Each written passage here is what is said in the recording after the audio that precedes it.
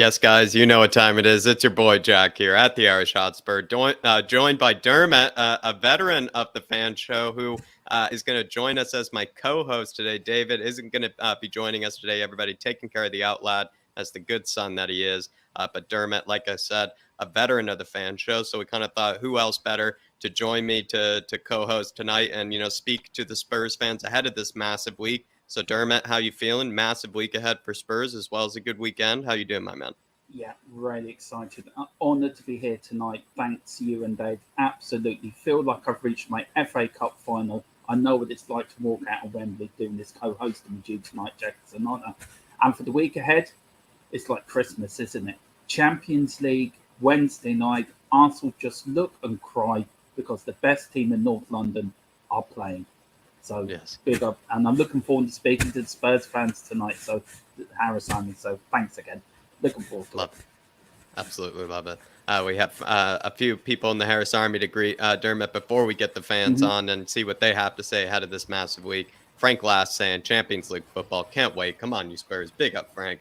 Hope all is well, my man. Adil Bukhari, good to see you. Adil says, guys, do you think Spence will make a Champions League appearance this Wednesday? I really don't think so. Home game against like the Marseille, perhaps the toughest team you could even argue in this sort of Champions League group, at least the one I think in the best sort of form. It is sort of the opening game as well, in front of all the fans, being back in the Champions League. I just feel like Antonio Conte, he might go with a strong lineup. I would reckon perhaps when we have a few wins on, the board, 9 points, something like that, when we know we're going to be qualifying for the later knockout rounds, maybe then he starts throwing the likes of Jed Spence in a deal, but I don't think so yet. But Dermot, are you worried about the Jed Spence situation, or are you patient? I think you have to be patient. I'm not worried. Look, he's going to be a great one for the future. I think you're right, Jack. I think getting him in late in the Champions League Cup games here might make an appearance. Early FA Cup rounds. Let's be patient. This fella will be like the new Kyle Walker, and I really do mean that. I think this fella has brilliant potential. So give him time, give him space, and let him grow. You have shown a lot of faith in him, so I can tell you're going to be very patient, Dermot. Love that. Big up a deal. Welsh gal saying, big up, lads. Champions League nights are magic. Bring on Marseille. Greetings to the fabulous Harris and Flatcap armies. Welsh gal, hopefully you've been enjoying your weekend. Hopefully with that every result going our way, with the likes of Spurs kicking it off for us on Saturday. Hopefully, Welsh gal, you enjoyed your weekend. Few, maybe IPAs as well mixed into it. But really good to see you in here, Welsh gal. Chris saying, big up, David, Harry Kane and Harris, the one and only Jack Stats and Hoybier Kanicki won't be on tonight, lads. Just in from work. Big week upon us. Come on, you Spurs. Come on, you Flatcap Army. Come on, you Harris Army. Big up, Chris. Totally understand, my man. Hopefully we can catch you Friday. If not, then we'll just try to get you on the shows as soon as possible. But big up, Chris, and really appreciate you putting in the chat as well, my man. Mark is in the house. Good to see you, Mark. Good to see you as well, Lynch. Martin Walton saying, evening, lads. Good to see you. Martin Tequila 616. Good to see you as well. Just making sure I'm not missing anybody in this big exchange of conversation. Big back and forth in there by the looks of it. Absolutely love it. Adrian Troca. Good to see you, Adrian. Welsh gal as well saying smash a like, and we already have 97 in the house. 8 minutes in, we already have 97 in the house. So if you haven't already, do smash that like button, people. Totally or absolutely agree, Welsh gal. Good to see you, Mick Hermlock. Hopefully all is well with you, my man. Ricky Nato saying, evening, brothers, and all my Spurs family. Positive mindsets are showing in our team. It's brewing and it's beginning to show. Come on, you Spurs. Absolutely love that, Ricky. Good to see you in the chat as well. John Stokes. Evening, Dave and Jack. Up the Spurs. Big up, John Stokes. Everybody, a big up Dermot as well, since now you're seeing him as the official co-host for this evening. King Hoddle saying, come on, you Spurs. Looking forward to our return to the greatest club competition in the world. Absolutely, King Hoddle. And Dermot, ahead of the Champions League, a bit nervous, just giddy. Do you think it's going to be tough for us? How do you feel about the Champions League? Just can't wait. How do you feel? I can't wait. I'm just so excited. It feels like Christmas. We're coming up to Christmas Eve. We're gonna beat Marseille. We're gonna go. They're gonna come to us. They're gonna quake in their boots. We're gonna walk into Tottenham Hotspur Stadium. We're gonna beat them 3-0. Europe knows we're back, baby, and we're back in the best competition in the world. Love that. Absolutely love that. Big up, King Huddle. Hopefully all is well. We got Brad Matthews as well in the chat. We'll be speaking to him first. Everybody get started off with the right man, Brad Matthews. Kieran Spiteri saying, big up, Dave. Also, quick question. Is it me or is Romero, Darren, Longley the best back line? No disrespect to Davies. I know he's underrated also, but I'm curious. But Longley for me is his first choice. I kind of, with that sort of display, he seemed to answer a lot of the problems that we were having with that back line for me, Dermot. He was exceptional in possession. He was breaking the lines with his passing, Longley. He was able to kind of show that if you are able to take maybe a few more risks on the ball, carry the ball forwards, maybe not always resort to passing it sideways or backwards, Spurs can be a whole lot better team. And I think with Longley in the side, we saw the likes of Conte's system actually, probably blossom a bit better too. Conte's whole sort of shape and formation looked a lot better with Longley in the team. It did. It looked like it took the pressure off our midfield. It felt that we can bring the ball out, took the pressure off Bentancur and Holbrook, and they can do what they're good at, which is charging forward. And we looked a more complete team on Saturday, with just Longley, Romero, and the team. Absolutely, Longley for me, what a debut, and also Richarlison as well. You can't forget him. I mean, he was brilliant as well. But for Longley, Romero, bring the ball out, comfortable. It shows what you can do when you've got centre backs that can bring the ball out and pass it to the midfield. It takes the pressure off them, and then Holbrook and Bentancur can then relax and play their natural game. And we'll look a better outfit completely. So big up, Kieran. That's a great shout. Big up. Absolutely love it. Absolutely love it. Good to see you, Neil Shafton. Hopefully all is keeping well, my man. Joey in the house. Good to see you, Joey. Simboy Tubbs. Hopefully you're keeping well. Moondog. Good to see you, Moondog. Making sure I'm not missing anybody. Of course, we have Zoe in the house. You have to say hello to Zoe and making sure I'm not missing anybody. And there she is. There you are, Zoe, as well as Foggy Foam right alongside. Good to see you, Foggy Foam. Patty Higgins, absolute legend. Good to see you as well, Patty Higgins. Tom THFC saying also as well, pick up Dermot. Absolutely love it, Tom. Daniel Anderson, hopefully you're keeping well.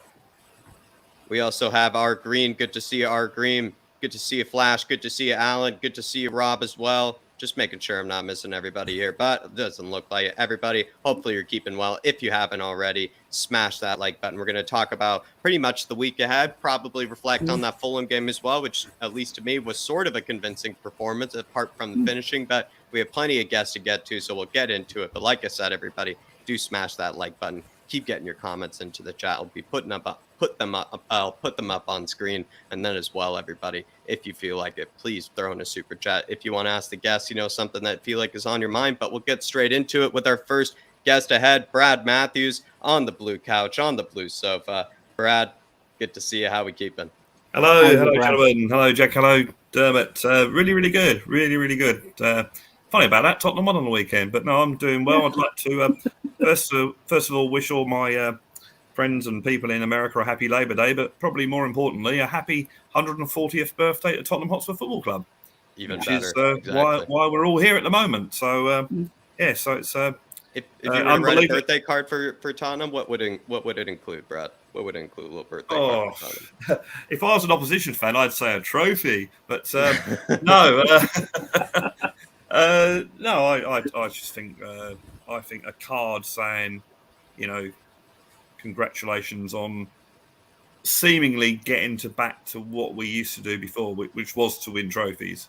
We won a trophy. I think we're the only team to win a trophy every decade from the 50s. I think the final we lost in the Champions League was the last decade that we didn't win anything. That's the first time that happened. So we did used to win stuff, and I think we're getting back to that now, and that's always really, really good to see. Absolutely. There's some great stuff actually coming out on the official Twitter page. They got an old photograph of the very first Tottenham team, and it's very interesting. It's obviously in black and white, but it's quite interesting. So I think someone it might be New Dermot backstage. They all look like convicts or something. They do, Brad. They all look like they've been let out of prison for day release. Yeah. Like, take a group picture, right? We're going to put you back in there in a minute. I mean, Brad. What's your best memory of supporting Tottenham through as many years you've supported them? What's your best memory of that comes to mind?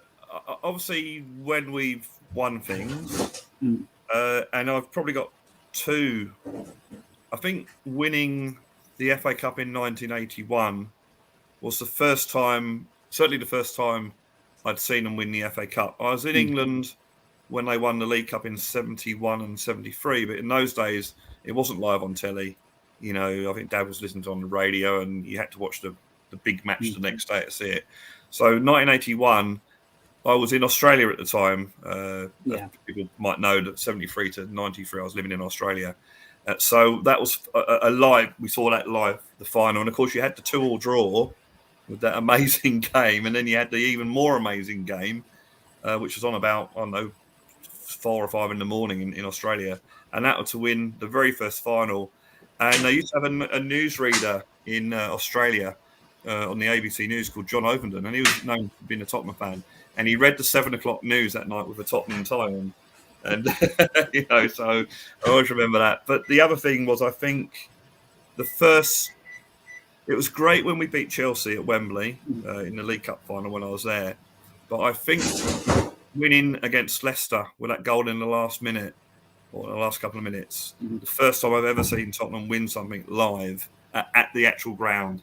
And I think that moment, when that goal went in, I quite honestly didn't know what to do. It's like, it was incredible. It was just one of those feelings that you can't describe. And so, yeah, that was it. But then, you know, there's been lots of great players, your Hoddles and your Greaveses and these sort of your Gascoignes, and I could probably go on all night. But yeah, it's there's been some nights. As a kid, you remember nights like when the floodlights failed against Everton, you know, and they abandoned the game. You know, that's very rare that happens. And then, and going to see Tottenham play at Everton in the FA Cup 5th round, I think it was in 1972, 71, 72, getting up with 2 of my mates, with my mum and dad in the car and driving all the way up to Liverpool to see it. That's just memories that you just can't. That's what you put in that birthday card then, Brad. You know, no need to talk about the trophies and all that stuff. Talk about those beautiful memories. Absolutely love it. But let's talk about the here and now this weekend. The Fulham game, the big kind of thing on Spurs' or Spurs fans' mind was probably that convincing performance and kind of the need of a convincing performance. Did it feel relieving to see Spurs play that way? Did you still want a bit more? How did you feel about that performance? The funny thing about the game was on the Wednesday, we drew with West Ham. I think on your show, Dermot, when we were going for predictions, I said, well, obviously I'd love to win, but I'm not going to be depressed if we get a draw. And my early season predictions was to win our home games, beat Forest away, and then get a draw at Chelsea and a draw at West Ham. That was my minimum to be happy after the first games. And then after the Forest game, I think I said on this show last week that to me it's you feel great when you win. And I made the point I'd rather see us play really poorly but still win than play absolutely brilliantly and lose in the last minute. And you know what? I was getting a bit worried on Saturday that feeling I had might have been justified because we should have buried Fulham on Saturday, absolutely buried them. And then suddenly in the last 10 minutes, we're panicking. And I just had that thought in the back of my mind. This could be, and I didn't want it to, this could bear out what I was saying the other week, that Fulham could, Lloris made that brilliant save that was deflected at 2-1. And I thought this could be one of those games where you play brilliantly, you should win the game, and yet you don't get the win. And I'm going to go home really unhappy if that's a situation, no matter how we played. So, but I thought they played well. I think with Romero, I think he needs to make sure that he doesn't get booked in the first half. Because I think when you get booked after 20 minutes or wherever it was, I think that puts you on edge a little bit. And I think maybe I can't even say his name, Mirikovic, whatever his name is, he's a decent player, he's a strong player. But I thought the tackle by Romero was a little bit weak. And he was at fault there. And I thought if he hadn't been booked, I think he would have gone, really gone in with the tackle. And they might not have got to 2-1. And then we would have got that easy win. But going back to that, seconds earlier was when Richarlison hit the post. So that would have made it 3-0. And that's what the way football works. Did it feel a bit wasteful to you, Brad? Where and like I think you hit it on the head there, where there was that feeling, I think, where if we keep missing these chances, we could get caught out here, and it would feel really horrible considering how well we were playing. We did get it over the line, but did it feel a bit wasteful at times, some of the finishing? Yeah, I mean, we had. I just felt I like mean, you can sometimes argue if that like we were too relaxed, or it was No, strange to I me. just think it's one of those games. It's one of those games. You know, Uh-huh. you could play that game again and have the same instance, and you know the keeper doesn't save the shot from Sessegnon. You know, True. that was in. You know, that was going in, and he saved it. You know, you have Son doesn't hit the bar, it goes in. Eric Dyer doesn't miss from 6 yards. You know, so you have those sort of games where it doesn't go, and that's what annoyed me on Saturday. Not the way we were playing, but the fact that Richarlison was so unlucky to make it 3-0, and then they went down the other end and suddenly it's 2-1. So from 3-0, it's suddenly 2-1, and you think, oh shit, you know, and yeah. So, but I know I was well pleased with the way that we played, and obviously you want to play well and win. That's the ultimate, obviously. And I think Tottenham. I think people have been too quick to criticise Tottenham this season. It will take time, and you know, once we get into the swing, and that's, I mean, it's proper football now, isn't it? You know, 2 games a week, Champions League games. So, you know, you're going to get these games now, and they're going to get some momentum.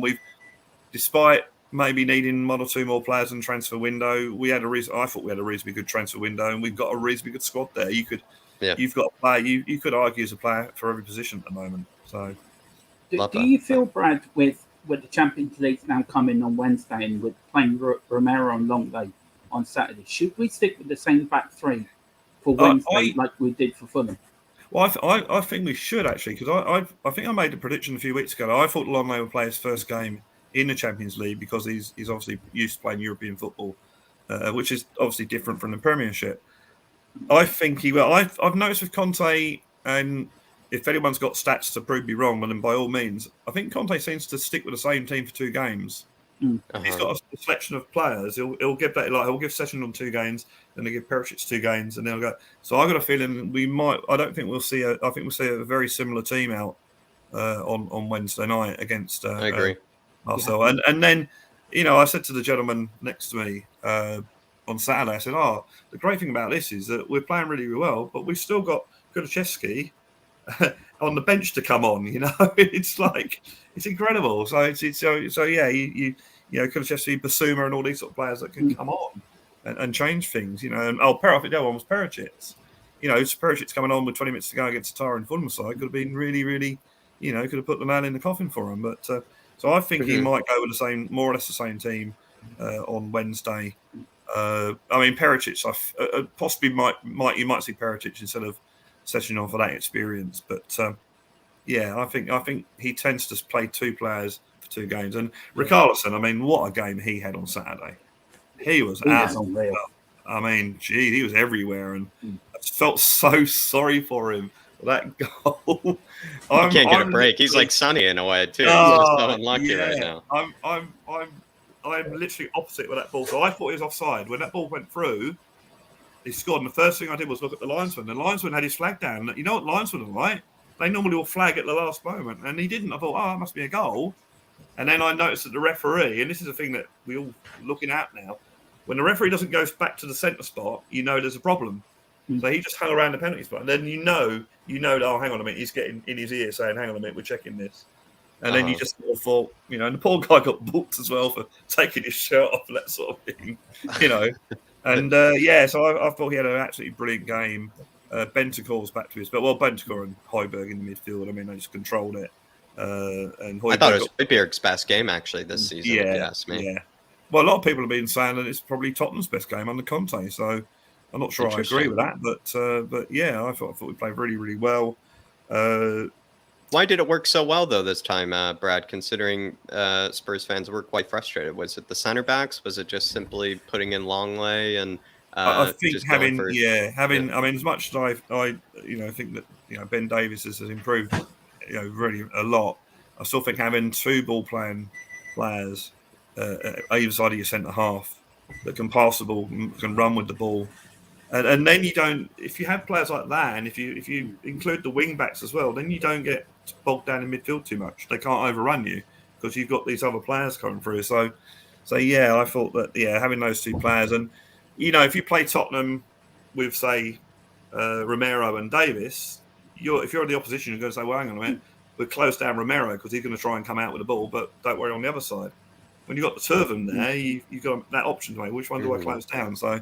But having said that, I think Davis has really done very well. But I think everyone was making the point, myself included, that with Dyer and Davis, you're probably going to be at top 4, but you're not going to be challenging for titles unless you can get 2 either better or similar players to them.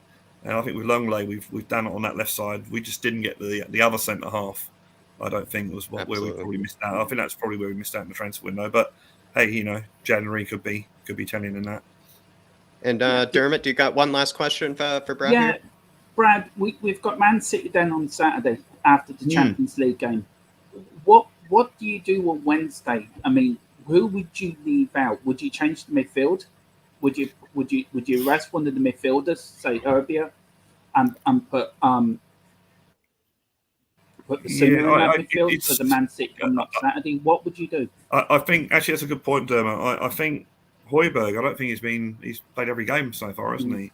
Yeah. I think Benticle's missed one for injury, I think. So yeah, I noticed that Marseille have won 1-5 and drawn 1 or 1-5 and lost 1 or something. Yeah, they're playing. They're obviously playing pretty well. Yeah, I think you could probably. I mean, Basuma probably deserves a chance anyway, so you could probably rest Højbjerg in the Champions League game. So I think against Man City, we know how Klopp's going to play against Man City, and let's face it.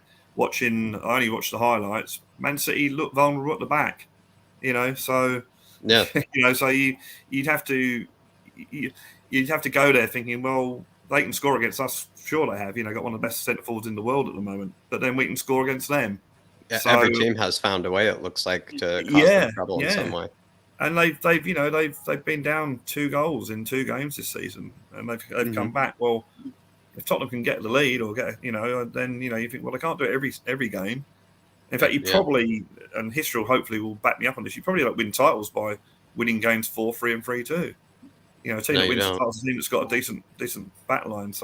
And also can really, I mean, as good as Haaland is, you feel like Conte will find a way to. I could see Haaland scoring. We could all see that happening. But I feel like it won't be as easy as I feel like other teams have made it. At least I would imagine. He could still easily score, but I doubt we'll not make it as easy as other. Well, unless Romero just goes right through in the first 10 minutes. But he's a big lad. I don't think he's going to fall that easily, to be fair. I'm sure Romero's got his little board up. He's got his little section, what I'm going to do and what hair I'm going to pull in what minute. So I'm sure he's got it all worked out.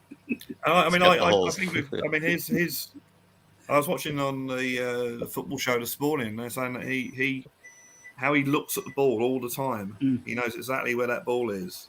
And he makes his decision based on that. And yeah, he's a good player. He's going to turn you, and he's got pace, and he's got strength, and he's a very, very good player. But as you say, Jack, if Man City are going to score, might as well be Haaland than anyone, really. So as long as we can, threaten them. I just feel like we're a tougher team. If we go 2-0 up against a team, we're a very tough team. I feel like to just claw 2 back right away. It seems I yet to recall a time where a team has done that against us, where they've just clawed back 2 immediately, under Conte. Yeah, exactly. And also you stop supply to him as well. You make sure that you don't get that ammo. And we're going to pack the defence. Obviously, going to have the 4 and the 5 at the back, and then get them on the break like we had before. So yeah, it's one of those sort of games where I'd be happy with a point. Don't get me wrong, but it's one of those games that I'm reasonably confident that we could at least get something out of it. Really, because I don't think anyone this season has played out their skins. Really, I probably, apart from, I would say Højbjerg. I thought Højbjerg probably played out of his skin last night. I'm talking about what player. Yeah, I'm talking about actual team. Yeah, like the teams. Yeah. There's not been one team this season. Even though Man City are up there and look good, they've still conceded goals. Arsenal have, as soon as the team's actually, let's face it, Man United really only played about 20-30 minutes against them on Sunday and beat them 3-1. So, no team has looked invincible yet. Yeah. So I think there's no team at the moment that are really. Liverpool continue to drop points. Chelsea don't seem to. Chelsea were very lucky. Probably the most awful VAR decision ever in the history of the game.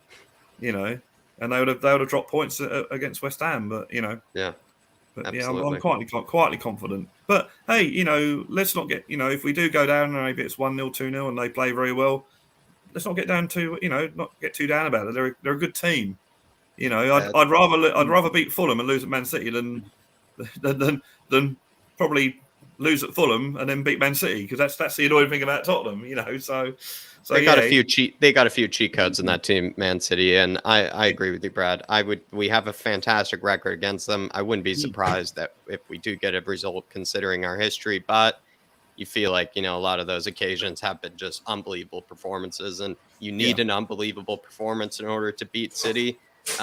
In order to even compete with them, you need an unbelievable performance. It can't be a 7 out of 10 sort of performance. You can win 1-0. It needs to be exceptional. So I agree with you. We can't be too hard on the lads, I think, especially if they get the job done. They're going to be pissed off about our record against them as well. So, I mean, Brad, we're going up there. We're taking 3 points, and that's it. I'm just really confident we're going up there. Take 3 points back home. The great thing about you saying that, Dermot, is the fact that if we did that, it's not a surprise. You would think, we're on the season. It's okay. Well done, lads. Yeah, we're a good team.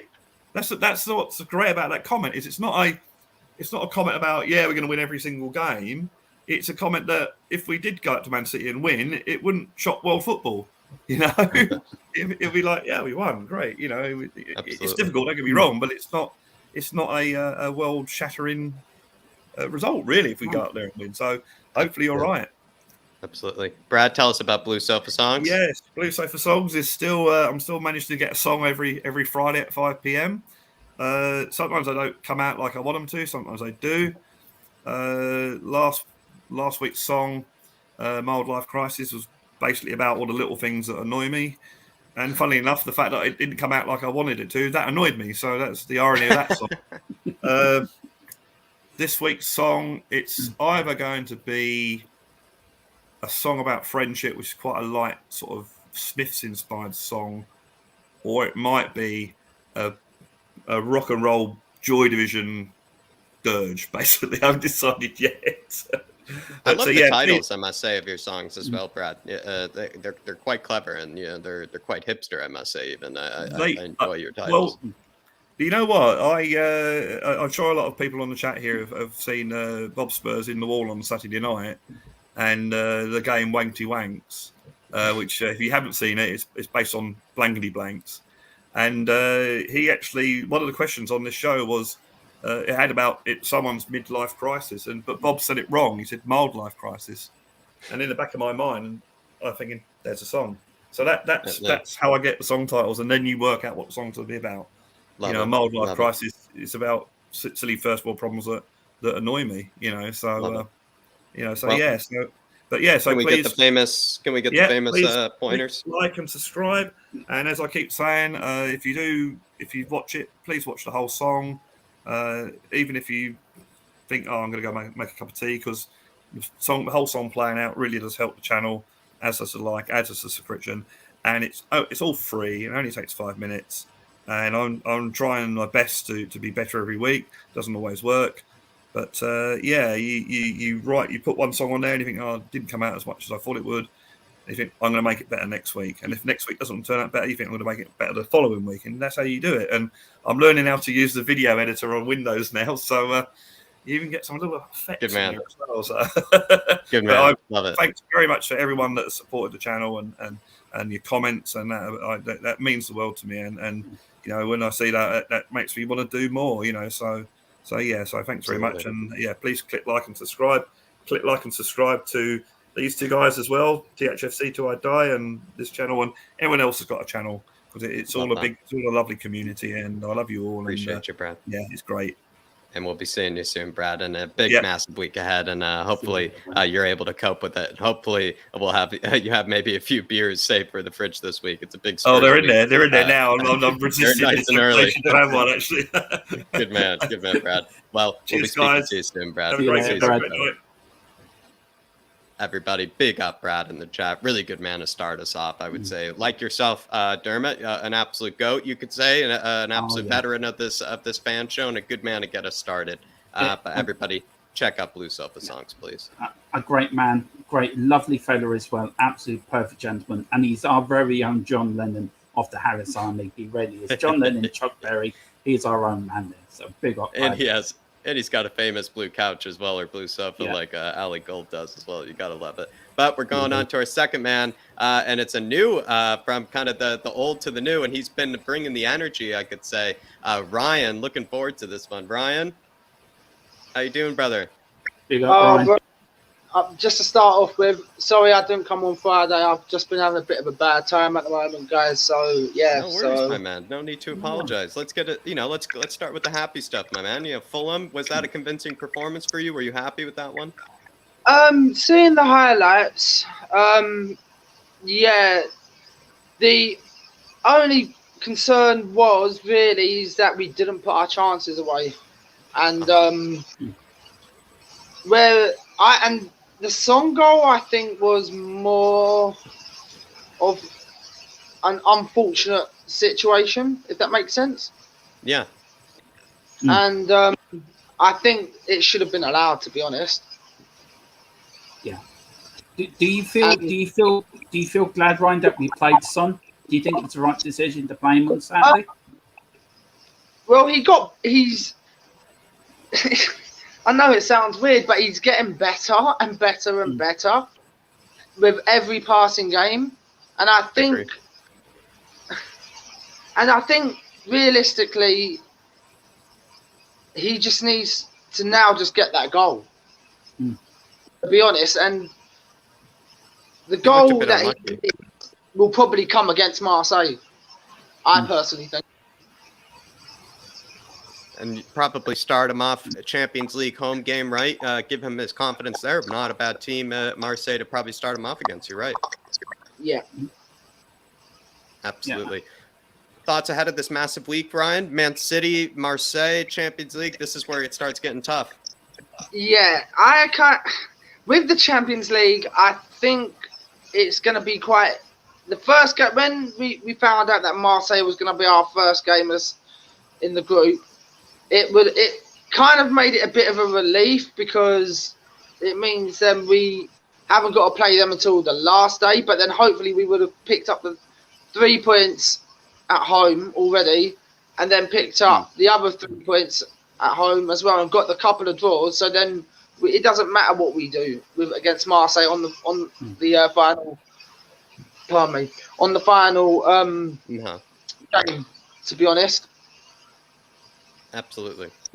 Dermot, you have a question for Ryan? Yeah, I was going to ask him, would you rest Herbier on Wednesday and play Basuma?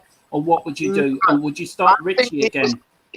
No, I'm with Jack, where I'm not the biggest of Højbjerg fans, but I'm not going to. I'm a huge Højbjerg fan. Oh, sorry, Brian. I gotta stop you there before Ellie calls me. I'm a huge Højbjerg fan. Yeah, and I'm not saying that he's the worst player in the team. He's one of the stronger players in the team, and I wouldn't say drop him because it's not the right thing to do. I think we play him on Wednesday because Marseille, from what it looks like, is a good enough team for Højbjerg to actually keep us a clean sheet. And I think we should even play Basuma with Højbjerg because we've got enough up front. We've got enough up front as it is. So, and I don't know. I mean, do we just go and just play the 5-3-2? I've been asking for it at stages. I wanted us to go 3 in the midfield in certain games. Yeah, and I don't know. It's difficult because it depends on what kind of Marseille team turn up, I think, on the day. Definitely. And you on Saturday, Ryan, to Man City, you looking forward to it? Think we can get 3 points there? Yeah. I mean, like Dave said and Jack said on so many occasions, we've got Pep's number. We are not going to pick up anything but 3 points. Love it. It's going to be 3 points all the way. We're taking it on Saturday night. You'll see Tottenham top of the league. Oh, that's nice. That's what we want to hear.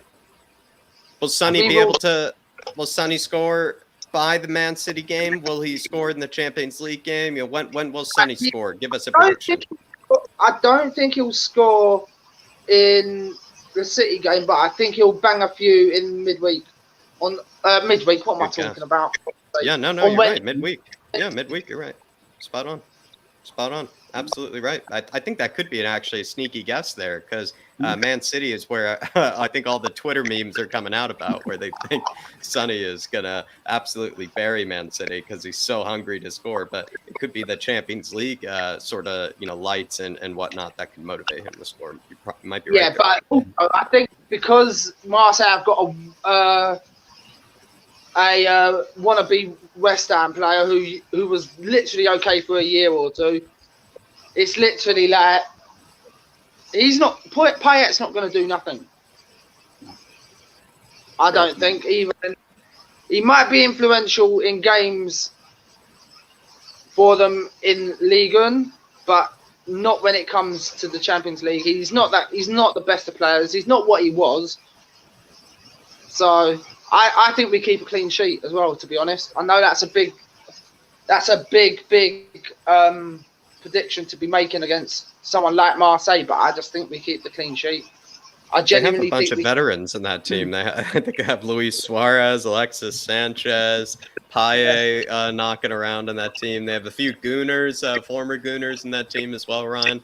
It is a team I'd like to see us probably start off strongly with, kind of like we did Southampton. Something like 4-1 would be nice. I just want a clean sheet in midweek, and then I think comes to Man City, I think I want us to keep another clean sheet there, but I can't see it happening. And I think we'll win because we've got enough quality. Whoa, careful, Lucky. We have got enough in attack to win, but the only thing that's worrying me about that is, do we play Lenglet midweek or do we play him against City? And everyone's judging him on just the one game, but it was only Fulham. It was his first game. It was his debut. You can't expect much from him. Anybody on their debut, it's a bit like turning around and saying, "Oh well, Jack, you're playing in midfield, yeah, right, next to Højbjerg, yeah, you got to play a 10 out of 10 on your debut." No, and it's not the way that it goes. Sorry, go on, Dermot. I was going to say, if Jack did do that, Jack probably would get 10 out of 10 on his debut. That is for sure. I think Højbjerg's that good. He'll make me look good. That's what I think, Dermot. But Dermot, do you have another question for Ryan prepared? Yeah, Ryan, with Longley, you talked about Longley. With Longley making his debut on Saturday, how more comfortable were you or relaxed with our defence when able to play out from the back? And do you think that put less pressure on our midfield? I think it's helping out more when with playing it into the midfield a lot quicker. And to be honest, it's a good sign because we looked a lot. How do I kind of put it? We looked harder to break down. Yeah, I know what you're saying. Yeah, and I think that's the way we need to go, with having Lenglet start in the starting lineup with Romero. Now, I want to give a prediction because I wanted to give a prediction with the Man City game, and please. I genuinely think we're going to do it, but it'll be by 1 goal, and I'm saying 4-3. Wow, sounds like the best game in a long time, honestly. Sounds like an absolute cracker of a game. I love it. But I honestly think Haaland's not going to score a hat-trick for him in midweek because he's going to save it for us, but we still win the match. So he gets his hat trick, but we get the 3 points. He gets his 3 goals. We get the 3 points. That's a good prediction there. Love that, Ryan. Ryan, any final things you had on your mind, or any things I didn't ask you before we let you go, brother? I just wanted to rate the market out my final ratings on the market, and a bit on the market as well, because before I go into my ratings with the market, I'm glad that my prediction didn't come true. That we was going to get another goalkeeper in, because God help me. Like I'm having a meltdown at the moment. I would have had more of a meltdown before this week if we had got a goalkeeper in on the last day of the window. So I'm kind of glad that we didn't make any signings, especially not getting Dan James either. Yeah. Because Definitely. that would have been the kind of thing that would have not just worried me. I think it would have worried the rest of the supporters as well. Yeah. And to be honest, I'm just glad that we didn't bring anyone in. I would rather have got nobody in like we did get than having to just buy for the sake of it. So I know what you're saying. realistically, rating for my transfer market would be an 8 out of 10, to be honest. Wow, Dave would love that because it's a brave rating as well, and I like it, and I feel like if fans like Brian, Philip, Dave, they would love to hear that. I wish they were here, especially to hear that as well. Pick up Brian. Really appreciate you coming on, brother, and really enjoyed actually your Man City prediction as well. Really enjoyed your Man City prediction. 3 goals for Holland, 3 points for the boys. That's all that we want. But big up, Brian, and we'll be seeing you soon, my man. Thank you for coming on. See you later on. Thank you. Cheers, thank you. Yeah.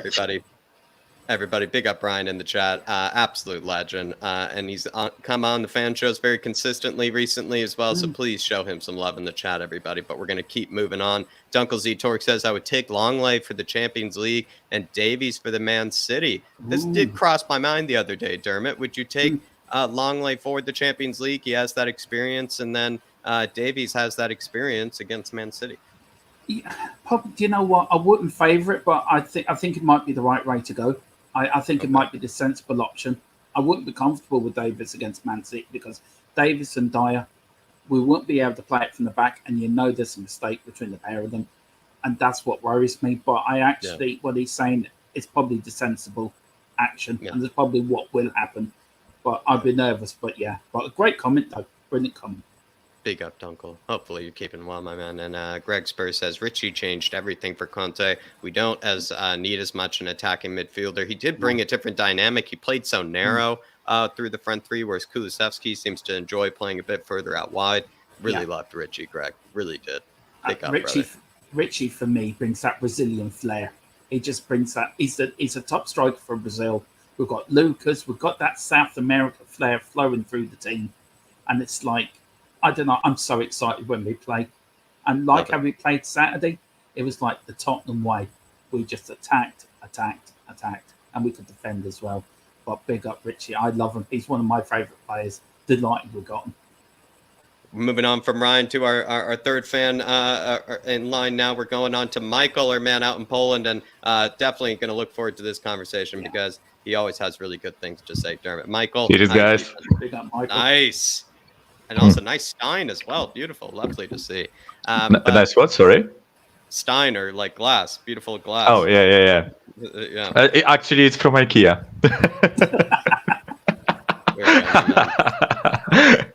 Yeah, on the weekend, were you having a few of those after that performance? Were you proud of that performance, or you felt like maybe something was still missing? So actually, I wasn't drinking during that game or after it because, as I mentioned in the lobby before we started, I was in Wolfsburg on Saturday. Nice. Sorry. Right. We had a trip from Wrocław to Wolfsburg. It's like 6 hours drive. So we got up. Me and my friends got up at like 4 a.m. and we drove there. Because there is, Wolfsburg is the mother place of Volkswagen, and there is like a huge, let's say, a museum kind of, or a gallery of cars. Because Volkswagen owns a lot of other brands of autos. So it's a nice place to visit, and so we drove 6 hours there. We spent like 6 hours there. We wanted to actually go to a Wolfsburg game, but unfortunately the tickets were a bit too expensive for us. Yeah, we came back right after. So I was too tired to enjoy a beer in a car because it would put me to sleep probably. So of course I wasn't the driver. I wasn't the driver. Just saying, right? But a good weekend of football, Yeah. Yeah, Michael, for yeah. us. Every result went our way, and Spurs were able to get, at least in my eyes, I thought it was a convincing performance, despite how many chances we were missing left and right, and at least in my eyes, you could say a bit wasteful. Some of the opportunities that we sort of wasted, but we still looked so much better than we had in previous Yeah, games. yeah, I share those feelings. I feel like I was convinced that we are going to win when I saw how we played, right? Because there was that slight bit of doubt in my mind before the game started, because for obvious reasons it's Tottenham after all, right? So you have to have that slight bit of doubt in your mind. But yeah, as soon as I saw how organized we were, because we were organized in the previous games, but there were a lot of individual mistakes and a lot of sloppiness. Whereas in this game, I felt like everything was we had everything under control, which also allowed our players to be more calm on the ball. Also, as I like Sanchez as a backup, but Romero is levels above him, and I was so glad to see him in the starting lineup, and you could immediately see the difference in the quality. I There agree. it also made Royal a bit more confident on the ball. I don't know if you guys noticed, but actually when Romero got the ball, he didn't shy away from passing to Royal, and they formed this triangle of Romero, Royal, and Bentancur plays on the right. Yeah, Bentancur plays on the Yeah. right. Yeah, they formed that triangle, and they were passing the ball really well there. So yeah, I enjoyed that performance. Yeah, as you Jack said, we were a bit sloppy and in the final third, and honestly, this game should have been 4 or 5-1. Mitrovic is a beast, by the way. We like our itches, as you Oh, it say, was a Jack. But class goal, I must say. yeah, It yeah, was class. yeah, I was, thank God we were 2-0 up, though, at that yeah, stage, because yeah, it was coming, I thought, Michael, actually. And that's why I mentioned us being wasteful, because you just knew that Fulham were going to grab some sort yeah, of yeah. goal at some It stage, just and we felt needed to get that second sooner rather than later. Yeah, big up to the guy, by the way, because he has been with Fulham in the Premier League 2 times, I feel like, and each time when he came from Championship scoring 20, 30, and this time even 40 goals, every time he kind of flopped. His best return so far was 5 goals in the whole season, and he has 5 goals already. So Wow. yeah, big up to him. I am just happy for a player that, in my opinion, deserves some recognition. So yeah, but coming back to Spurs, I was really happy with the performance. And honestly, it brought me a bit of calmness before the 2 matches ahead. Because if we put up the same performance like we did against, let's say, Wolves, then that Marsilia game, or I struggle to say the English version of because in Polish it's Marsilia, and I struggle to say the English version. I don't know why, but you guys know what Whatever's I'm comfortable talking for about. you. Yeah. Whatever's Yeah. comfortable for you. But when it comes to Marseille, they actually Marseille. are Oh, Marseille. Right. Sorry. they actually are quite good this season by the looks of it. I Yeah. looked at their record. They've only they're level with PSG on points. They are actually, at least for the time being, giving them a run for their money. They could actually be quite sneakily good, and they have some veterans in that team. Like I said, Sanchez, Suarez, Payet. I think Payet actually be out for this one, but they have some veterans. That team, Jordan Barrett too, that guy that we looked at one stage from Roma, has moved over there. They have some decent players, I think. Yeah. They are really decent, and They use a I 3-4-3 too, which is interesting. They Yep. took an Italian manager from Verona over there, and he's doing quite well. Yeah, I also share the feelings. I also share the same thoughts as Ryan said. I'm happy that we have them at the home fixture at the start of the serial run, because it's if we get a win against them, first of all, it brings our morale up. Also, I feel like it would be really nice to try to secure at least 7 points out of the first three Champions League fixtures, because if it's like 10 points is a benchmark pretty much to have a guaranteed qualification. Not guaranteed, of course, but some strange things can happen. But if we got 10 points, then I would be really happy, because then maybe we could consider rotating in the last like one or two Champions League fixtures. So yeah, I'm glad that we have them at our ground first. Yeah, but I'm not like 100% convinced, but I am convinced, let's say, that we are going to win that game. And also, Conte rotated Kulu for the game against Fulham, and he also used Kulu to swap with Kane, I think, and then That's right. Perisic to swap with Son. So technically, all three of them are rested at least in some way, and I think that's his way of preparing to prepare for the City and Marseille. Again, I forgot how to say it in English. Bloody hell. No worries at all, brother. You can No just worries say at that all. French side. Just say that French side. That will do. Yeah. Dermot, any questions for Michael here? Yeah, just two, if that's okay. The first one, do you feel Dyer was at fault for the goal Fulham scored against us? Do you think he could have done any more? Because Romero was booked and he didn't put the hard tackle in, do you feel Dyer should have pushed up more and tried to block him in before he got shot off? I feel like generally our defense underestimated Mitrovic there. That's just my feeling, because he was pretty much alone in our box, and I felt like they felt that Romero will deal with him, and surprisingly Romero got absolutely skinned, and then that beautiful like curl shot to the side netting. Yeah, it was a beautiful strike, and I honestly think that's what happened. They just underestimated him, and probably in Dyer's mind he thought, okay, Romero got this, I better stay centrally to like maybe intercept a cross or something, or a pass towards someone running into the box. So of course, like in a vacuum, when you look at it, he probably should have helped Romero. If in hindsight, if he knew that Romero would have gotten skinned, right, then he probably should have helped him. But yeah, I am not necessarily blaming anyone for that goal, just because I feel like there are some goals that you cannot really do much about. Like I just feel like that goal was individual brilliance, right? The same thing that happened with Ronaldo when we played United at their ground, right?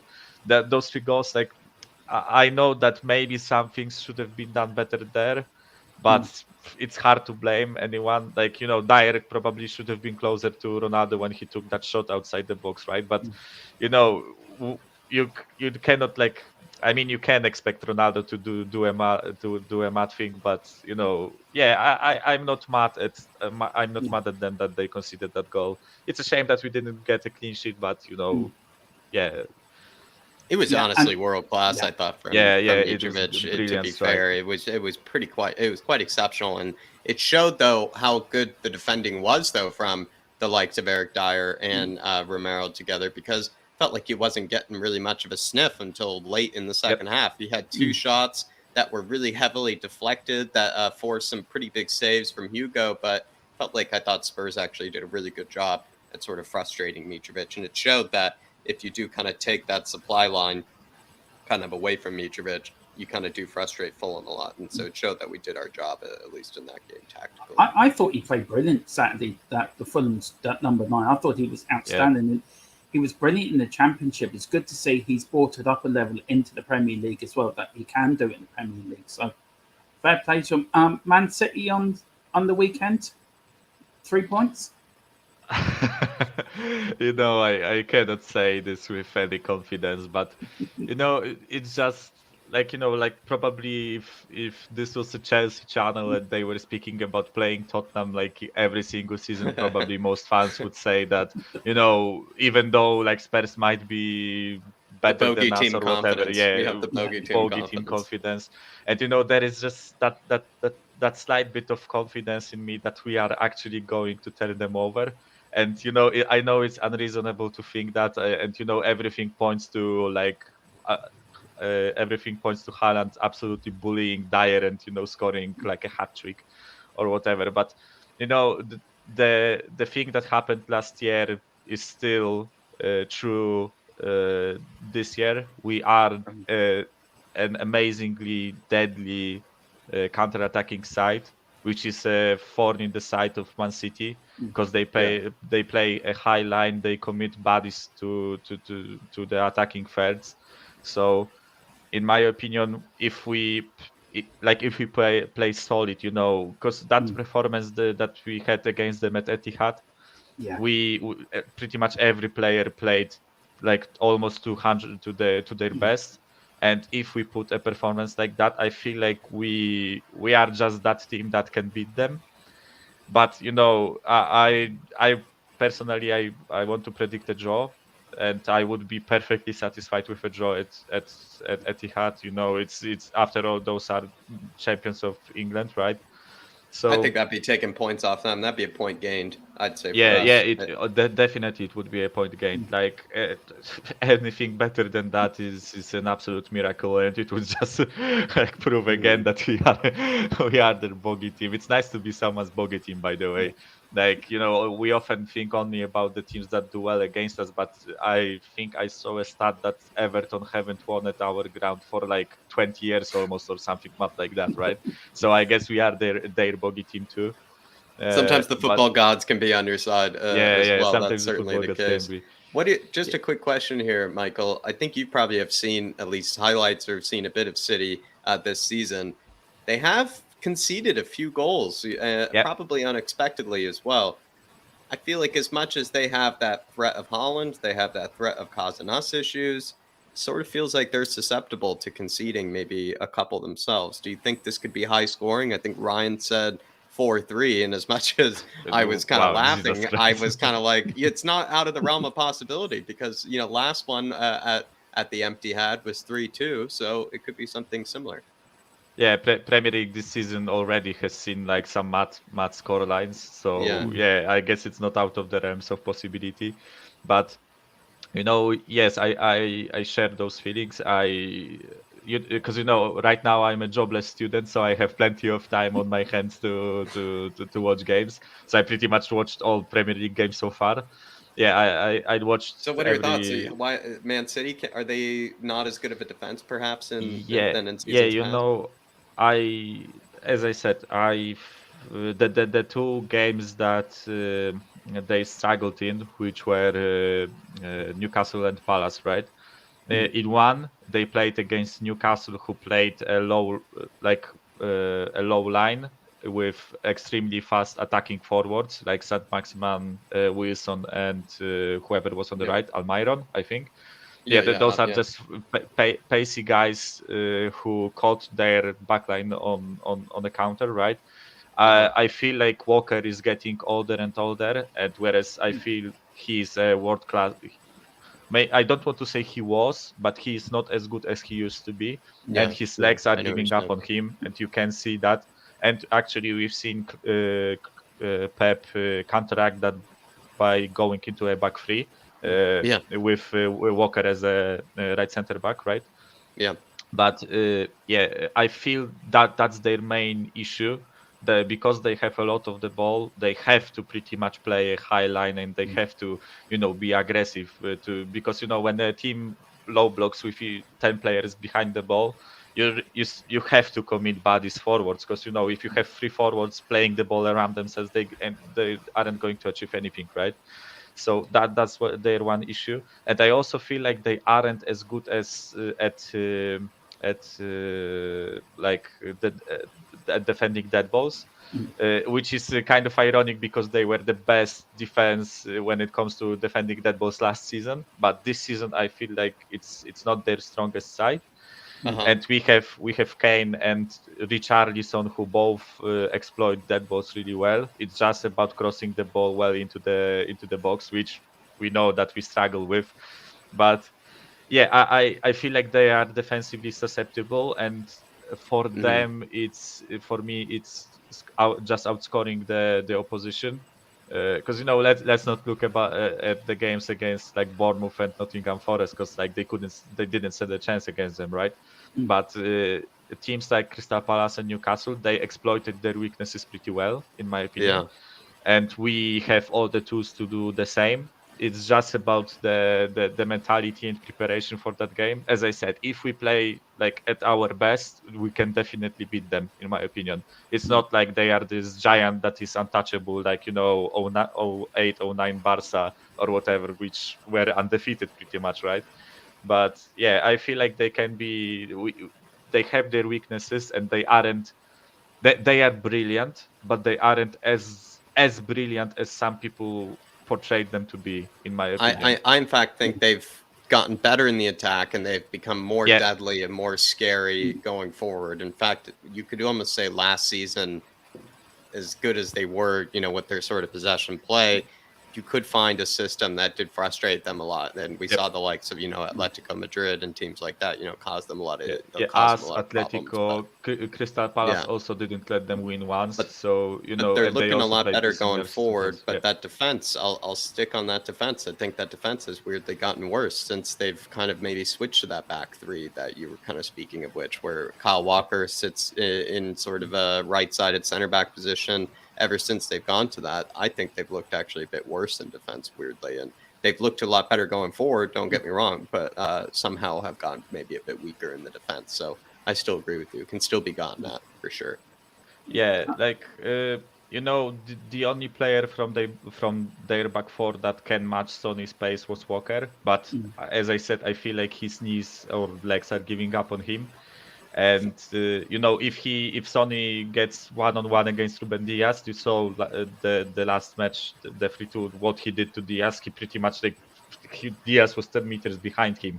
It's absolutely great that we have such a player like Sonny, and I believe that this will be his breakout game, and he will return to his best playing against City. He lost playing against them, we know that, right?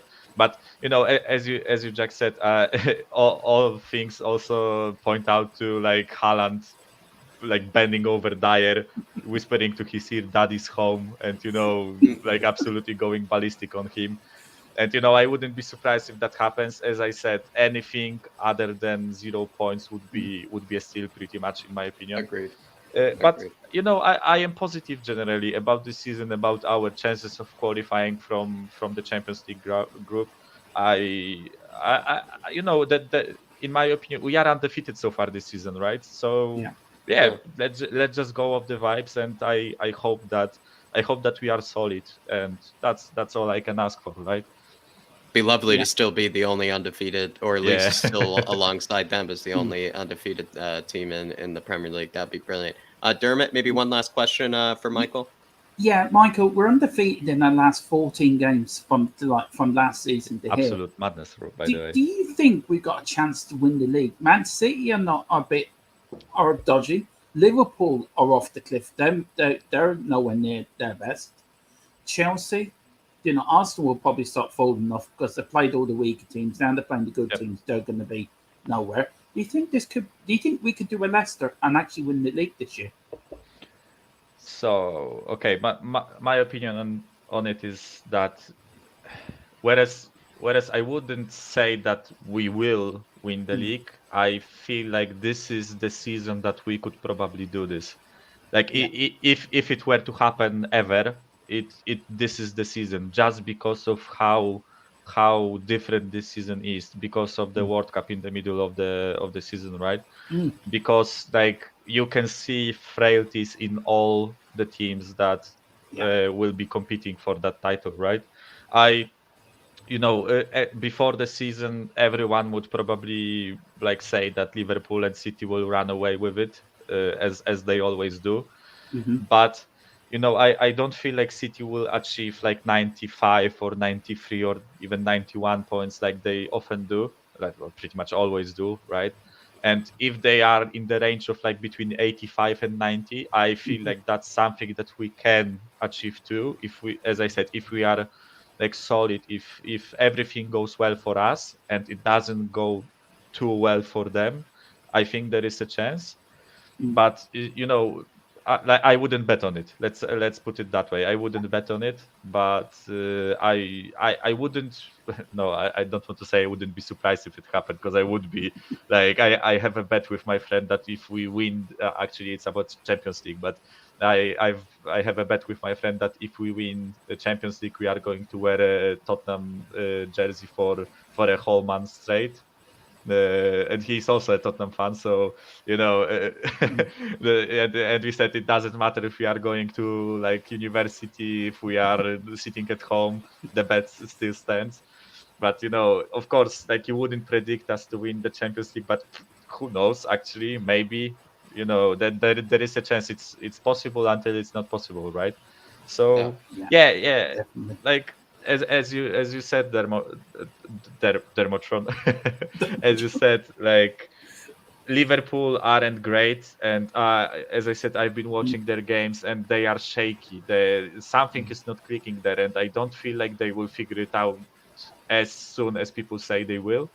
They will figure it out eventually, but I am just wondering if the gap won't be like too big by that point, because if they keep dropping points like they do right now, this gap will like be bigger and bigger by every week, right?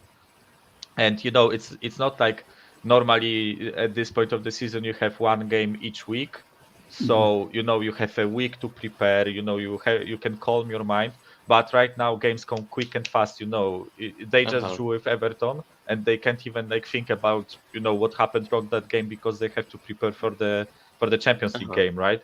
So looking at us and City and even like United right now, we are all on the up, let's say, even though some of the performances may not be as good as we would like to, but we have things under control, I would say. And that's a big positive for me. And Chelsea are shocking. Chelsea are absolutely dog shit, and I'm so happy that this is happening. Like, love seeing the rivals. In this position. Can you imagine they've spent like what £283 million, and can you imagine them coming like 8th or 9th this season? That would be absolutely hilarious. Like I've seen a stat that they are the 30.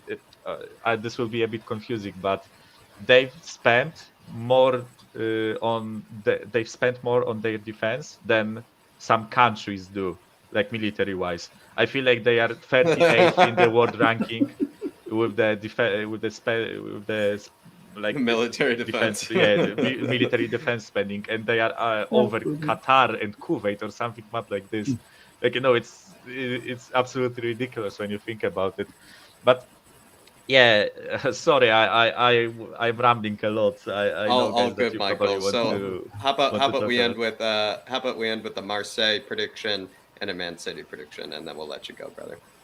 Okay, for Marseille, I feel like we will win quite convincingly. In my opinion, it will be somewhere around like 3-1, in my opinion. And a reasonable thing to predict for Man City would be a draw, in my opinion, and it will be either 1-1 or 2-2. But I will believe that we will smoke them. So yeah, like I will just open up a beer and be hopeful. And just just one quick thing, I promise it will be quick, because I feel like when you were talking with Brad, he said about his first memories. I think he said something along those lines. Yeah. And I want to share mine, because actually it's quite bizarre. So I was in Singapore with my parents, and it was the 18-19 season, and I was like in a restaurant called Churrascaria. It's the type of restaurant, and it's a Brazilian type of restaurant when like chefs come to you with like big kebabs, let's say, and they chop meat on your plate directly, and you have to eat as much as you can, and if you swap a sign, then they stop coming with the food to give to you.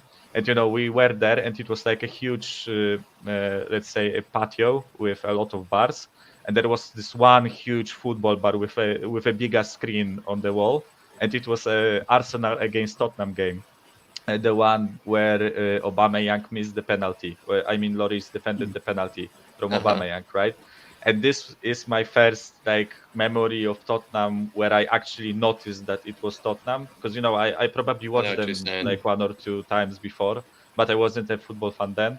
And this is the first time that I noticed, and I sat there and I was like, fuck those guys in red. I mean those guys in white are quite nice. And then the whole like Champions League thing happened, and that's how I got hooked with Tottenham. Love So yeah, that. that's my memory. And as I said, it's quite bizarre, because like we could have been like 10 minutes later there, and we probably wouldn't have seen the end of that How game. the fate goes. Yeah, so how the fate goes, it's brilliant. And I as I said, guys, just enjoy how we are doing. And yeah, I'm looking forward to the Wednesday match. Love that, Michael. And hopefully after the Wednesday match, as well as the weekend, maybe you can enjoy a bit of Brazilian steak. If there's something, even if you don't have it, maybe you can recreate it in some form or another. But Michael, really appreciate you coming on, brother. Really appreciate you. Appreciate Big up, you guys. Michael. Bye. Enjoy the drink. Cheers, brother. Cheers. See you guys. soon. Bye. Bye. Everybody, big up Michael in the chat. Show him some love. Always love chatting with him. Always great conversations. Big up Michael. Really appreciate it, my man. He's really good. He's really good. I love listening to Michael. I love listening what he's got to say. Big up, Michael. Got a great tactical brain as well. Yeah, he does. he has. Moondog saying last Champions League we had Lo Celso, Tanganga, Winks, Lamella, Deli, and Aurier. What a turnaround! Come on, you Spurs. Spurs fans were just delighted just to be in the Champions League, and we actually probably didn't think very much about the quality of those sort of players and actually how short we were in those departments. Absolutely right, Moondog. And now I feel like as much as Spurs fans could probably be a bit disappointed with some of the elements of the window, we still, I think, have a serviceable squad in certain games of this Champions League as well as the Premier League. And we do show that we have at least a very, very strong attacking outlet now compared to what we actually had in the past time we were in the Champions League. I actually don't think our attack was nearly as good, if you ask me. But Dermot, thoughts on this from Moondog here? I mean, I was just looking at it. Lo Celso gone, Winks has gone, Lamella has gone, Deli has gone, Aurier has gone. Or the one that's left is Tanganga. I think this Champions League, we're in it to win it. I think we've got the squad, we have the manager, and big up Moondog. Great, thanks. Great for the super chat, supporting the lads. And honestly, it's great to see them players gone, Jack. Seeing Lo Celso, Winks, all of them gone.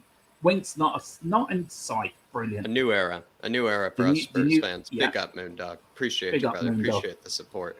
But everybody, while you're picking up Michael in the chat, we're going to go on to our next guest of the evening, and it is our man out in Germany, Rufus. See what he has to say about the weekend. Rufus, I think you were saying you and Jacob are very, very excited with that Fulham performance. Yeah, I mean, it wasn't perfect, was it? I mean, let's be honest, it wasn't perfect, but it was enjoyable to watch. Mm-hmm. And that was the main thing. It was enjoyable to watch. I mean, people say bad performances. I mean, it wasn't a perfect performance, but it was enjoyable to watch. I don't mind if we had bad periods, but I like a bit of enjoyability to my football. Yeah, definitely. Why was Jacob's response? Because I think you were sending in some comments over the watch log, but Jacob was ecstatic. I mean, you two had a really good chat on Friday, and he was really. He said it to you, didn't he? Like, if you give Richie a start or give you a performance, he's 100% sure of it, and he did. And you actually missed the scenes when Richie scored the disallowed goal. Jacob was knocking over furniture and stuff. He was going, he had his shirt off as well. Not only Richie. He got a yellow card. There's even a Spurs fan who apparently broke his own wedding ring in half in celebration of Richie getting the disallowed goal or scoring. Oh, I can understand it. It seems like he's a cult hero already by the looks of it, Rufus. People really are so desperate to see Richie score. Jacob's ordered a Richarlison shirt, naturally, now. He's so in love with the guy. He loves him already. But I think, actually, it just showed what a bargain he was, actually, for 60 million. Mm-hmm. I mean, if Kane gets an injury, or Son gets an injury, or Kulu gets an injury, we're not worried. And I mean, that was a point Jacob touched on Friday with Højbjerg. We don't really have a replacement for him. I mean, we're sat here saying, should we rest him? but we don't really have a like for him. It's one of the areas that even But with sure. when people are talking about transfer talk, we overlook a little bit. Thoughts on Højbjerg's performance, though, Rufus? I thought he played exceptional against Fulham. In He fact, made his up best for game of the season. sleeping in the last game. I mean, that goal was his fault. He was talking to the referee. He looks round. Oh, where's my player? Oh, fuck, he scored. Yeah, he didn't look good. Oh shit, he scored. You know, and He was for it. devastated. You could see how devastated he was. And like, I turned around to Jacob and I said, "That goal makes up for it, doesn't it?" Yeah, it did. literally, especially because none of the strikers were able to put it away. It felt like we were creating so many chances for me, Rufus, but it was Højbjerg that was the one that put it away for us. As I even like to say, kind of showing the strikers how it's done, you could say. I mean, Son and Salah at the moment are missing some of the world's most open sitters. You know, it's both of them. You know, The two computers for the two Golden Boot winners are need lessons in finishing. Both right Golden Boot winners can't score for toffee. It's unbelievable, and they're getting chances from a metre and a half out and skying it. You know, it's unbelievable. It's unbelievable. I think Son will come good on Saturday. Against City. Yeah. Just want to take it, Rufus, down to Conte, what he said about Jed Spence. How do you feel that's been? Do you feel Conte trusts him? What do you think will happen to Spence? Do you think we'll see him in the League Cup games and the early FA Cup games, or where do you think he'll feature in Conte's plans? I do. I think we'll see. I think we'll see him come in. I mean, he's already got a couple of starts, so there's obviously some trust there. And obviously, I mean, it's hard because we never see the training ground, do we? So it's hard to see what they're doing on the training ground. You know, everybody says, me included, said I was quite surprised actually when it was Kulu rotated for Richie and not Son. But then Son turned around and had an amazing performance. You know, I mean, must have everything but the goal, and same as Richie, everything but the goal. Yeah, and were you happy with Longlay's performance as well? Do you think he played well? Yeah, it made a real change getting that, because it's hard to say, because last year we were the highest scoring team and we had no problem getting the ball out from the back with exactly the same players we started the first couple of games with. Where it's all gone wrong that we can't get it out of the back, I'm not too sure about. Because we had no problems last season with those players. I mean, these new players were just supposed to complement that.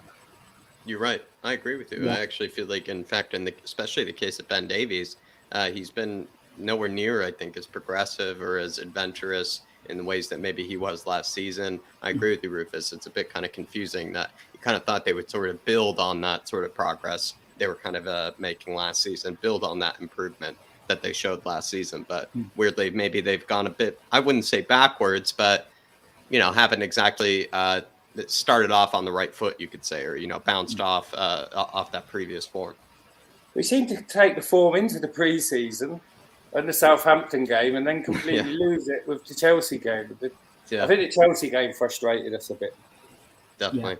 Question in here from Dunkel Z Torque saying, question for the panel, does Richie's impact put pressure on Son or release pressure?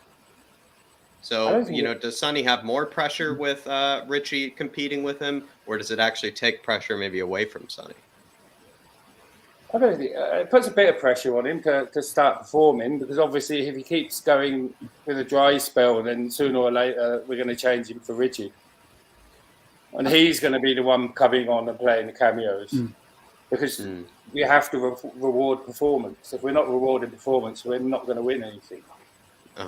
I think it actually, in fact, Richie coming into the team takes away pressure from Sonny, because let's say there wasn't a Richarlison in this team and Sonny wasn't scoring, like we're kind of experiencing right now, there would be more pressure on Sonny to start scoring because we'd be desperate for him to score. We rely on him to score. But with Richarlison now in this team, we can sort of get away with Sonny perhaps not starting off the campaign in the best sort of form. And I think Richarlison, in fact, in a weird way, sort of takes away pressure from Sonny because he can take some of the burden of scoring away from him. I think it takes the pressure off. Takes a bit of pressure off the front three to know that there's a backup. I mean, Definitely. I'd be really radical here. Here's a thought I was thinking about today. I would quite happily rest Kane for Marseille and put Richie in the middle. Interesting, yeah. Playing. Interesting. Would you go then Kulusevski, Richarlison, and Son? Richarlison's son Kulu could be an option, and rest Kane a bit for the Man City game. I mean, it's a bit radical, but I think the way he played on Saturday, he put in a shift. I think the problem with that is that I see is we just miss a bit of these deeper passes from Kane, which we wouldn't get from him, obviously. But it's nice to know if Kane picks up an ankle injury or something, like he quite often does along the way this season. We've got a replacement. Do you feel, Rufus, our bench is stronger than it was last season? Do you feel Conte's got more options with the 5 substitutes now per game? Do you feel, especially in the Premier League, do you feel he's got more options now? He can change things around as quickly. You know, if things are not going right, I could bring, say, Richarlison on for one of the front three, or I could bring Basuma on from midfield. Do you feel he's got more tools to play with out of his toolbox?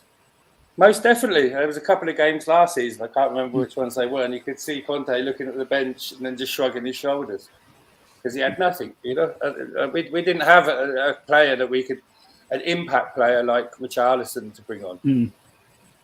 Basuma, he needs to grow into the team a bit still, but you know, like if he starts performing like he did for Brighton, and happy days.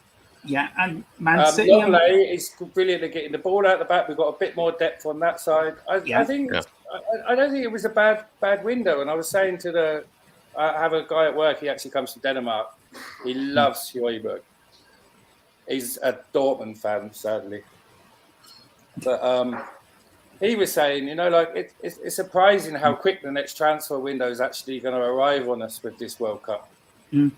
Interesting, yeah, because you take that sort of break. You don't go through those.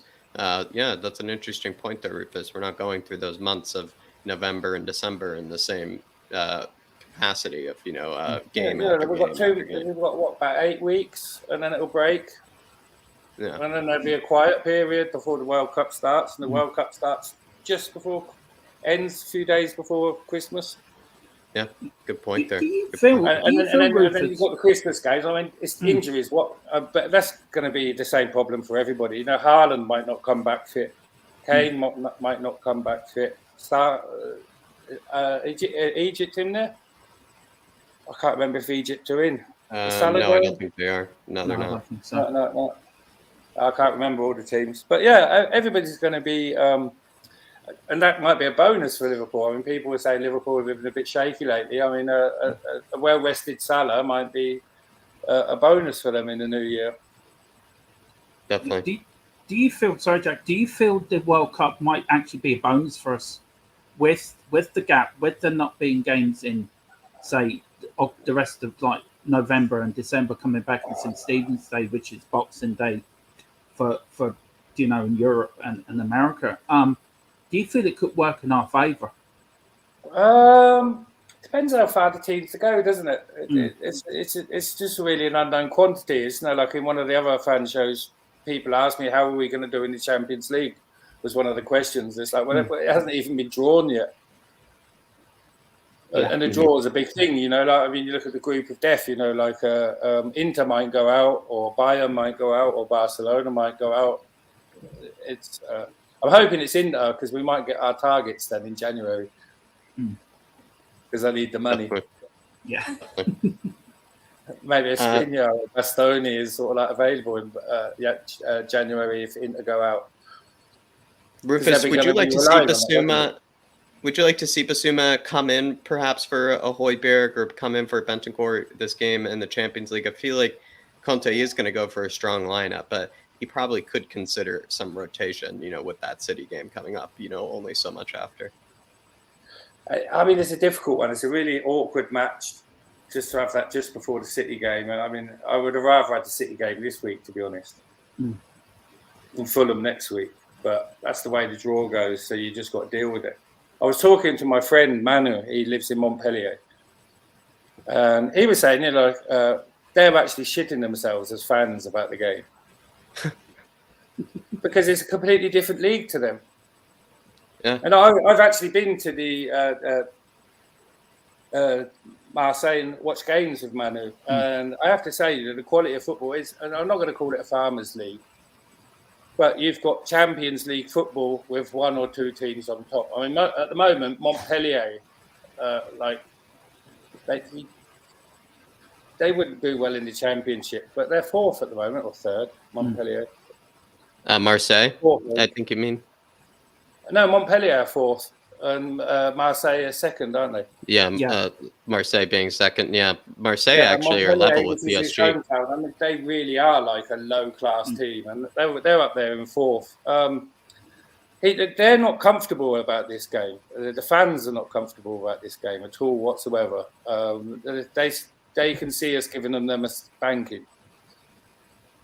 I hope we do. I mean, I hope that difference, because he was saying that's the problem with PSG. That's why they don't do well in Champions League, because they don't have the quality of opposition as some of the other leagues all the way through the season. So they get in these big wins, and like Neymar and stuff are scoring all these goals. I mean, but quite often it's against the Championship side, or what would be here.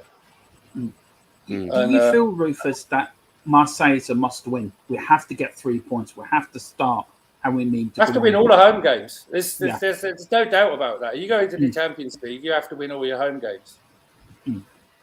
I mean, we literally went out of the Champions League and ended up in the final. So that destroys that theory for one moment. I mean, could we do it again, Rufus? Could we reach the final again? I mean, nobody expected us to get in the 2019 when Poch was in charge for us to get there. Could we do it again? I think football in Europe is in a strange world at the moment. I think the German league is doing okay, but the French league struggling for money. The Italian league struggling for money. I mean, Barca are bankrupt. I don't even know how they're still fielding their team. I don't know how they're buying players still. That just bamboozles me. How they're still paying out millions on players. It's just. What did they do? Go and rob a bank or something? Here, we've got a pipeline here to loads of money. So I think it was interesting listening to Michael before this, because he was saying like nobody's like playing really awesome at the moment. But when you watch around some of their games in Europe at the moment, that Bayern are not really on the ball at the moment, and Dortmund are not really on the ball at the moment. And, interesting, yeah. There's lots of teams. They're just not really. No one's been totally convincing. I know what you're saying. Rufus. And it goes wider than just the Premier League. I don't know what it is, because it's quite strange. Because normally this is the type of season you get after a World Cup when everybody's tired, and you get all these underperforming teams, and you get some surprises coming through and winning stuff. But at the moment, it's sort of like it's strange. I thought it would have been, especially like teams like City, would have been a lot more convincing than they have been. I thought Liverpool would have been more convincing than they have been. Yeah, I know exactly what you're saying. Well, Rufus, appreciate you coming on, my man. And we have a massive week ahead of us. So you and Jacob, hopefully things in the apartment can stay intact, because I bet he's going to be going crazy this week. He's going to be going nuts, especially if our man Richie gets us a Champions League goal or a goal against Man City. But Rufus, well, I've broken ribs supporting England. And I quite often, me and Jacob both suffer from a condition that all our relatives call hand feet. We've got really long toes, and there's no shoes in the house. And quite often, when me and Jacob are celebrating goals, we break toes. Quite often break a toe celebrating stubbing, across, and ribs for England, so. Smashing into the walls and whatnot. Definitely. No, ribs for England. I did a Klinsmann dive, and it wasn't. Crazy over there. By the way, Rufus. I was a bit drunk. It was the 80th minute against Germany, and it was that goal that went in. I just did a full Klinsmann, and that was it. Winded myself and ended up in hospital. Jeez. Crazy man. Yeah, absolute crazy man. Well, Rufus, we'll be speaking to you soon, brother. And we'll be catching you around. Absolutely. Take care, boys. Absolutely. Alrighty. Gute Nacht. See you soon, my man. Everybody, big up Rufus in the chat. Absolute legend out in Germany. And everybody, big up Jacob as well. The son, absolute huge Spurs fan. And hopefully we get to speak to Jacob on Friday as well. But we're going to move on to our next guest of the evening, someone who you probably will recognize, but we haven't seen in a while. Looking forward to speaking with him. It is Ian. Hey, Ian. How we doing? What's up, guys? Ian. Long What's time no up? see. Long time no see. I feel like probably Work has been nuts. Yeah, work's been a little Yeah. nuts right now. What I can tell it has been. So shall we just distract you with everything Spurs here to Please. take your mind off of it? Yes, do you want to please. start with the weekend or start with the massive week ahead? Maybe we start with the weekend. Thoughts on Fulham? Sure. You know, is that what you were looking for? I would say just how we controlled it definitely was good, but there were definitely a few instances where I was just like, we are going to find a way to just piss this off, like just totally just find a way to just screw ourselves here. But I mean, like just the VAR calls were just like nuts. I mean, like I've had to suffer through some like some really bad VAR calls in like last like week and a half here. Right. So, but I would say we've had our shots. Sonny cannot buy just has the worst luck in the world right now. So I think he'll either turn up probably Wednesday night or hopefully against City, which would be hilarious. So and as soon as I like Mitrovic just screamer went in, I was like, okay, my fantasy team is very happy right now. But just seeing just the meltdown online, I'm like, guys, calm down. They only got one. It counts as one. Let's just relax, please. But yeah, like I would think Longley has just completely Transformed. locked down that backline spot now, just after one. I think him and Romero, I mean, like, they're just shithouse. So it's like I just wish Romero would just calm down. Just because like we cannot afford him just getting booked in the first half like every single week, obviously. Yeah, it's true. He puts himself in a tough position there where he can't be Romero. At full 100, he can't be 100% Romero. Once he has that booking. You're absolutely right there. Right. He did speak about how Longley sort of made the spot his own, or sort of Right. had such convincing performance that he comes into this team. Do you feel like he'll play? Someone said before as a comment, Longley plays in Champions League match, this midweek, but perhaps he doesn't play against Man City. Would you be okay with that? Could you see the logic in that? I think it just all depends on like what happens. I mean, like I think with Champions League, honestly, I wouldn't be surprised if he plays at least a half in each one. Honestly, I don't see him just like starting the first and second half in each one. I think that's just going to just like run him into the ground. But I would say start him. No. I would say bring him on second half against like Marseille. Just see what happens there. But I think for City, you have to start him because like I think it just ultimately comes down to like. And of course, it's relatively early in the season. It's early in Champions League. I think it just all depends, like what Conte's priority is for this year. And like I know that's like really impossible to read into. Just like I said, this early on. But I think Longley, I would say right now that's his spot to lose. Now I think Conte gives Davies a shot here, just either just because he has to, and also. Davies, for the most part, hasn't been crap. Hasn't been great, but hasn't been crap. So I think it's a good distinction to make. I know what you mean. Right, yeah. And I think Davies is going to the World Cup with Wales. So I think there's that workload as well. Plus, also, I think every Prem team, except for maybe like Brighton or maybe one other, is sending at least one or two guys to the World Cup. So I think that's like creeping in the back of like every coach's mind, even though they're not going to say it. I just think like this upcoming transfer window is just going to be insane. I mean, like you are going to see like folks having to go out and spend a lot more on a lot more places than they usually would, which considering it's a like worldwide thing, I think it's not going to really shake things up too much. The only thing you'll see is just like a really unusually high spend overall. I think. Interesting. When it comes to certain maybe parts of that transfer window that you were referencing, and also the spending, I know we started off really strongly, but did you feel like we kind of faltered at the end? Did you feel like, Spurs could have gotten something done towards the end? Did you feel like maybe, I don't know how you put it in the right words, but I said, we started off really strong, started off really fast, and then sort of, right. faltered away at the end? I forget which podcast I was listening to, but they basically said, like, okay, so if you're a Spurs fan, would you have rather gotten like Basuma in early or basically the last week? And they had like someone saying like, well, Basuma in is great regardless, but I think for like fan impact or just helping like manage expectations, I think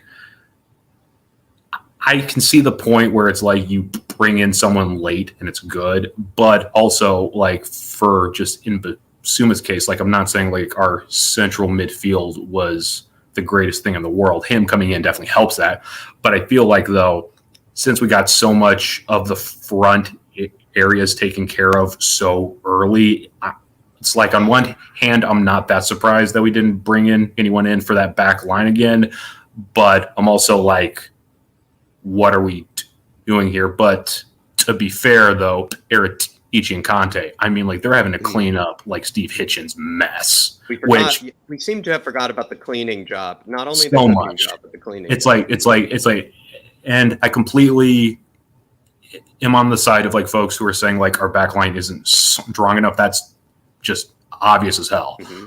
But at least coming into January, going into next like fall, we know like what the issue is. Now, of course, will Levy actually spend that cash? Who knows? All right. But it's not like we're having to basically rebuild the entire house now as we had to do. But yeah, like would I have preferred to see like at least one other person on that back line come in for sure? Probably a central offensive player for sure. Yeah. But at the end of the day, though, things could be a lot worse here, and it's going to take. And like I was very encouraged when Conte said, though, this is going to take like a 2 or 3 windows at least. I was like, okay, so I'm taking that in. I'm taking that as like you're planning on being around for at least the next year and a half. So as long as that's the plan, I'm going to be relatively happy.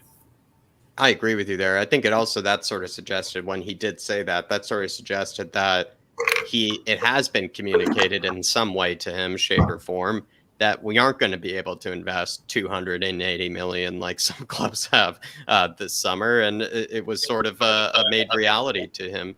And so I think it's an interesting situation there when it comes to Antonio Conte and his expectations for that transfer window, because I feel like he probably wanted a bit more than he actually got. At the same time, though, I think it probably was made quite clear to him what was going to be done in the summer. And maybe now he looks at the team, probably wanted a bit more. But it's interesting. I think it's an interesting situation because he's shown signs of being a bit, discontent, or he's shown signs of discontent with the window. But at the same time, he's also shown that, we're not going to be spending 280 million, and he's accepted that. And he's not been lied to, at least, because I think what he made before as a big point was he would leave the club if he felt like he'd been lied to in any way, if he felt like he'd been promised something that didn't happen. And seen signs of that. Right. And I would like to think on some level, Levy and the board are on some level just terrified of just Conte just going after them, just because it's like he's one of those guys, like we all know what his record is. We all know like what he does. And I think this is the first time in maybe since, probably in Levy's tenureship of actually running the club that he's actually had like a coach that he's paying who can actually just point and be like, look, like here's what I need. I'm not asking for the world here, but from Levy's perspective, spending 10, 12 million more than what he probably wanted to is probably asking the world. So I think we're in this like very interesting spot though, because I think like Conte for the most part, is he thrilled in his heart of hearts? Probably not. But then and again though, he knows he's had a very strong hand in like just like bringing in the vast majority of the folks who have been like brought in over for the last year. And just one thing as well, too, just because you're dropping 150, 200, 250 million. Yeah, that's cash spent, but that doesn't necessarily mean like that's money well spent either. Mm-hmm. So I feel like I feel like a very vocal minority of the fan base. Like, I'm not blaming them for wanting to be like ambitious by any means. I'm just like, can we just like, let's just take this one window at a time here. And it's very easy for me to say that as a person who's only been like supporting the club like last like 3 or 4 years, like as opposed to like folks who have like 20, 30, 40 years in where it's just the same thing over and over again every year. I'm completely sympathetic to that. Absolutely. Love that. Great points there. Great points there. And yes, Dermot, you have questions for Ian, I bet. Ian, great points. One, like I said about Emerson, Mm-hmm. I mean, bless him, he cannot cross for love to God, but anytime he crosses, he nearly scores. 2 against Fulham. I thought he was going to fluke 2 goals. Honestly, he really shows he's our Roberto Carlos in a funny way. Are you impressed with him this season? Because I think he's actually started the season okay. And secondly, the second question with Spence. Yeah. Do you think we'll see Spence a bit more this season, or what do you think Conte's thinking about him? As far as Emerson goes, I've always been one of those folks, and I've kept my mouth shut, especially towards the majority of last year, where it's like, oh man, what are we doing here?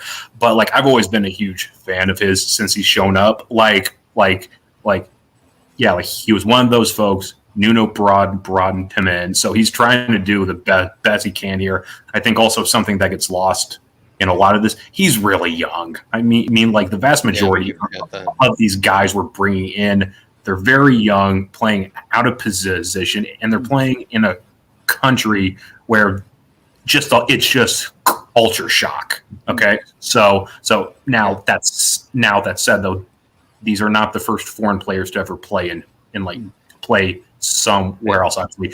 But like, I think with Emerson, I think like it's like, look, like whether it's a lack of options, which has historically been the case, I think he's actually showing Conte that he can like actually do some stuff here. Now, I don't think he's even remotely where Conte wants him, but I feel like though he's not shitting the bed is basically what I'm like saying here. Because it's being made out that way sometimes. And right. It's not the case. I agree. And there are definitely some instances where I'm like, okay, that was a choice that was made. I don't know what's happening here. But I also feel like, though, I think Emerson, though, he definitely knows, though, he has like Spence on his back. He has Perisic on his back too, which is a good thing, I think.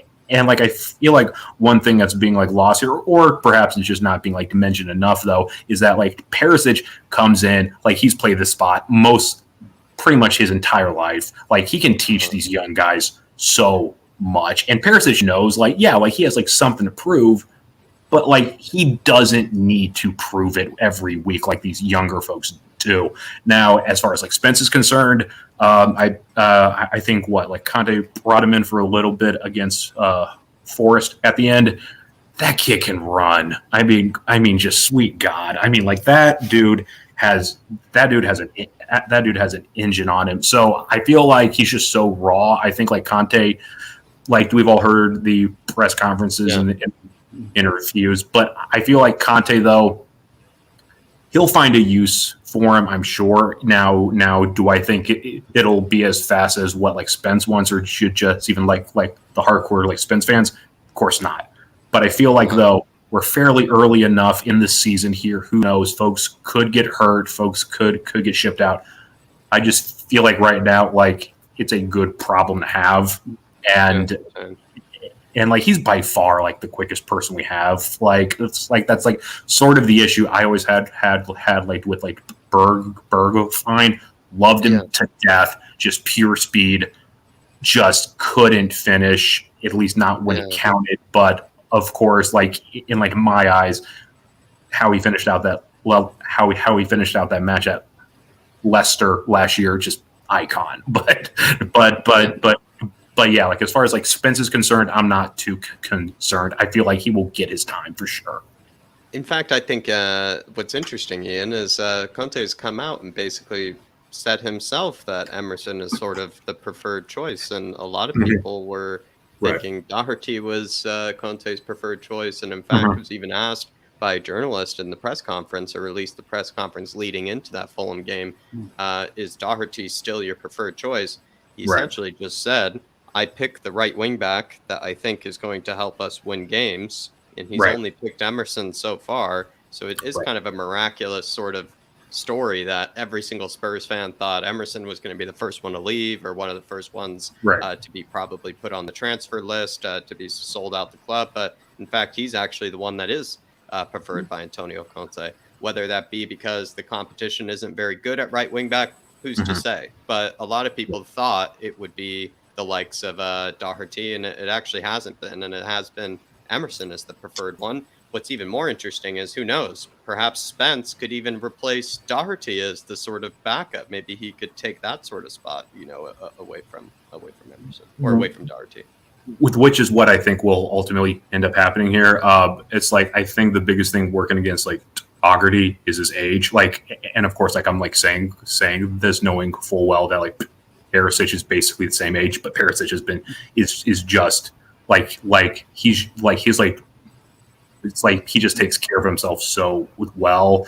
I think and of course I could be like completely wrong, but like at least with like Spence, Emerson, they're so young still. There's at least time and room to actually mold them into what Conte wants. I think with Augerty, I feel like I wouldn't be shocked if he gets moved on in like after the World Cup.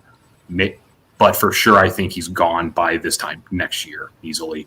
But yeah, it's like I just feel like though, like it's one of those things like since our options are what they are, a lot of folks are going to get a lot of playing time. Like honestly, even in like one of the cup comps, I wouldn't be surprised if Doherty does play, if for nothing else, just to make sure that like Perisic, Spence, Emerson have a rest. Honestly, so. I feel like that would be the only time, unless someone just gets hurt. So who knows? Interesting. Very interesting. Dermot, any last question for Ian? Yeah, just one last for you, Ian. Man City, can we go up there and grab 3 points and take him back to Tottenham? It'd be. I would say recent history says yeah. I mean, I would love that. I think we would all love that. But like every time that we play City, until we actually score, I'm a nervous wreck. I mean, like, I can even remember the season opener last year. Sonny hits that shot. It just rolls in the net.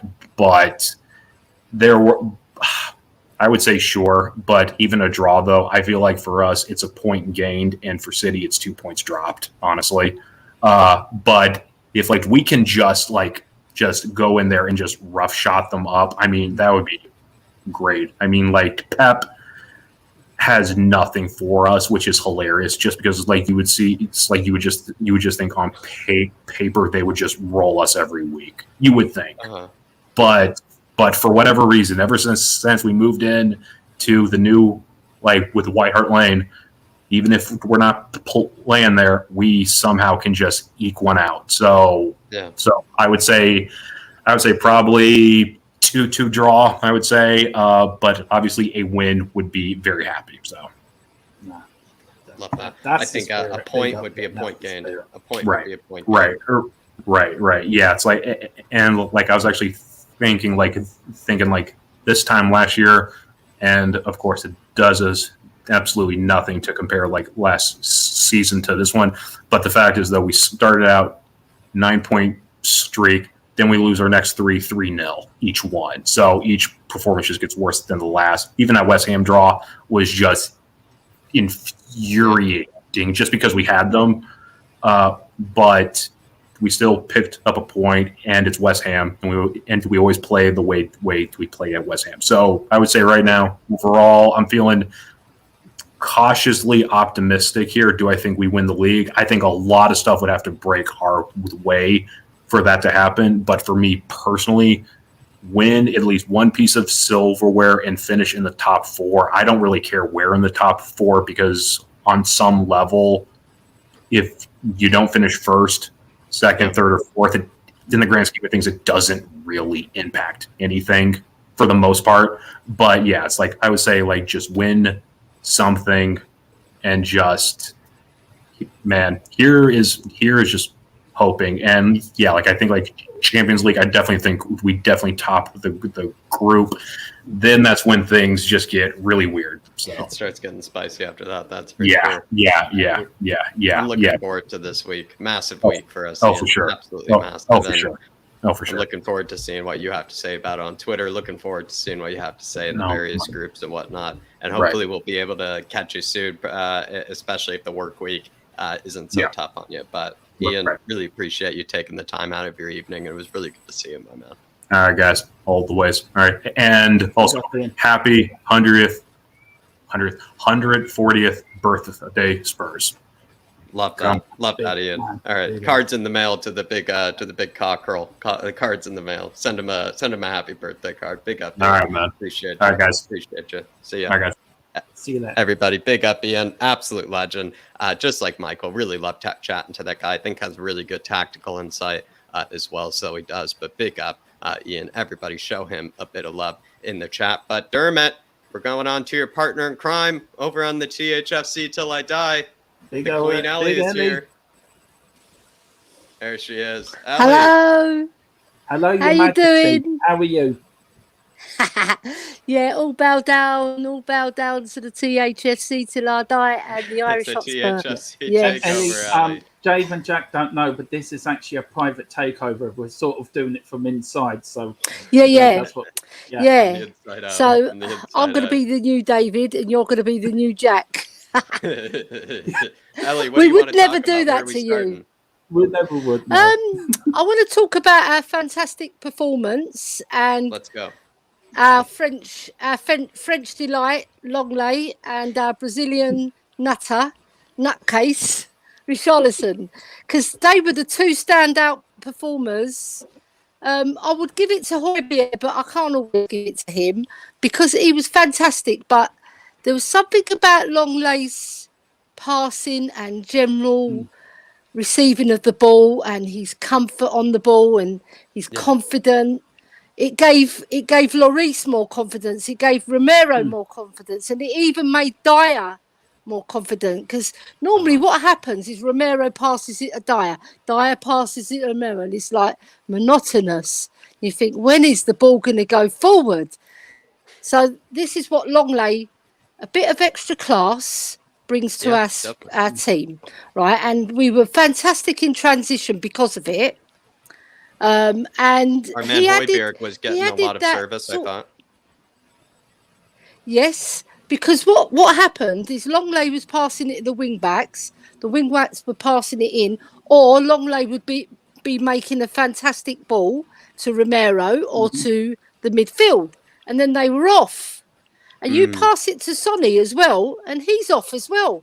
So it created more pockets of space for us in the middle because of the passing. Whereas Davis, however good he is, his passing is not on point like Longley's. And then I come to Richarlison. Wow. He is a beast. He's a bitch of a player. He gets on everybody's nerves. He gets right up in their grill and he creates havoc. And his energy levels are remarkable. You know, this guy is so fit. But do you know what it is? It's drive. He's got that drive and animal instinct to on the opposition's nerves and make them feel nervous, which is it's a fantastic attribute to have in your team. And didn't I say last week? I said on the fan cam, I'm sure I said this. I'll have to watch but I said Richarlison, Sonny and Kane can play together. Yeah. It looks good together. Do you know what it is? Kulu, because Kulu needs a rest. He's only 22 years old, right? So you can't throw him in 3 times a week. You can't. It's not fair for him, and he won't be hitting those performances that he did last season. And you've already seen it. He's dipped because we're playing 2 games. But to tell you the truth, Kulu will come good again. It's no problem there. But I think he will play him in the Champions League. and I think he will rest Richarlison, because Richarlison gave a lot of energy in that match. That's what I believe. In the Champions League, it will be Kulu, because he offers us something different to Richarlison.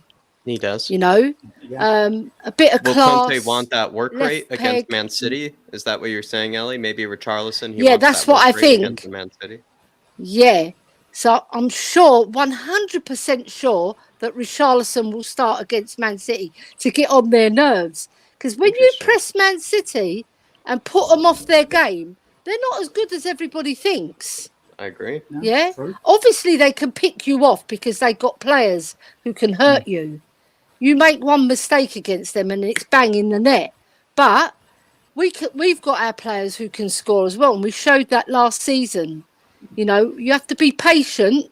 You have to take the pressure.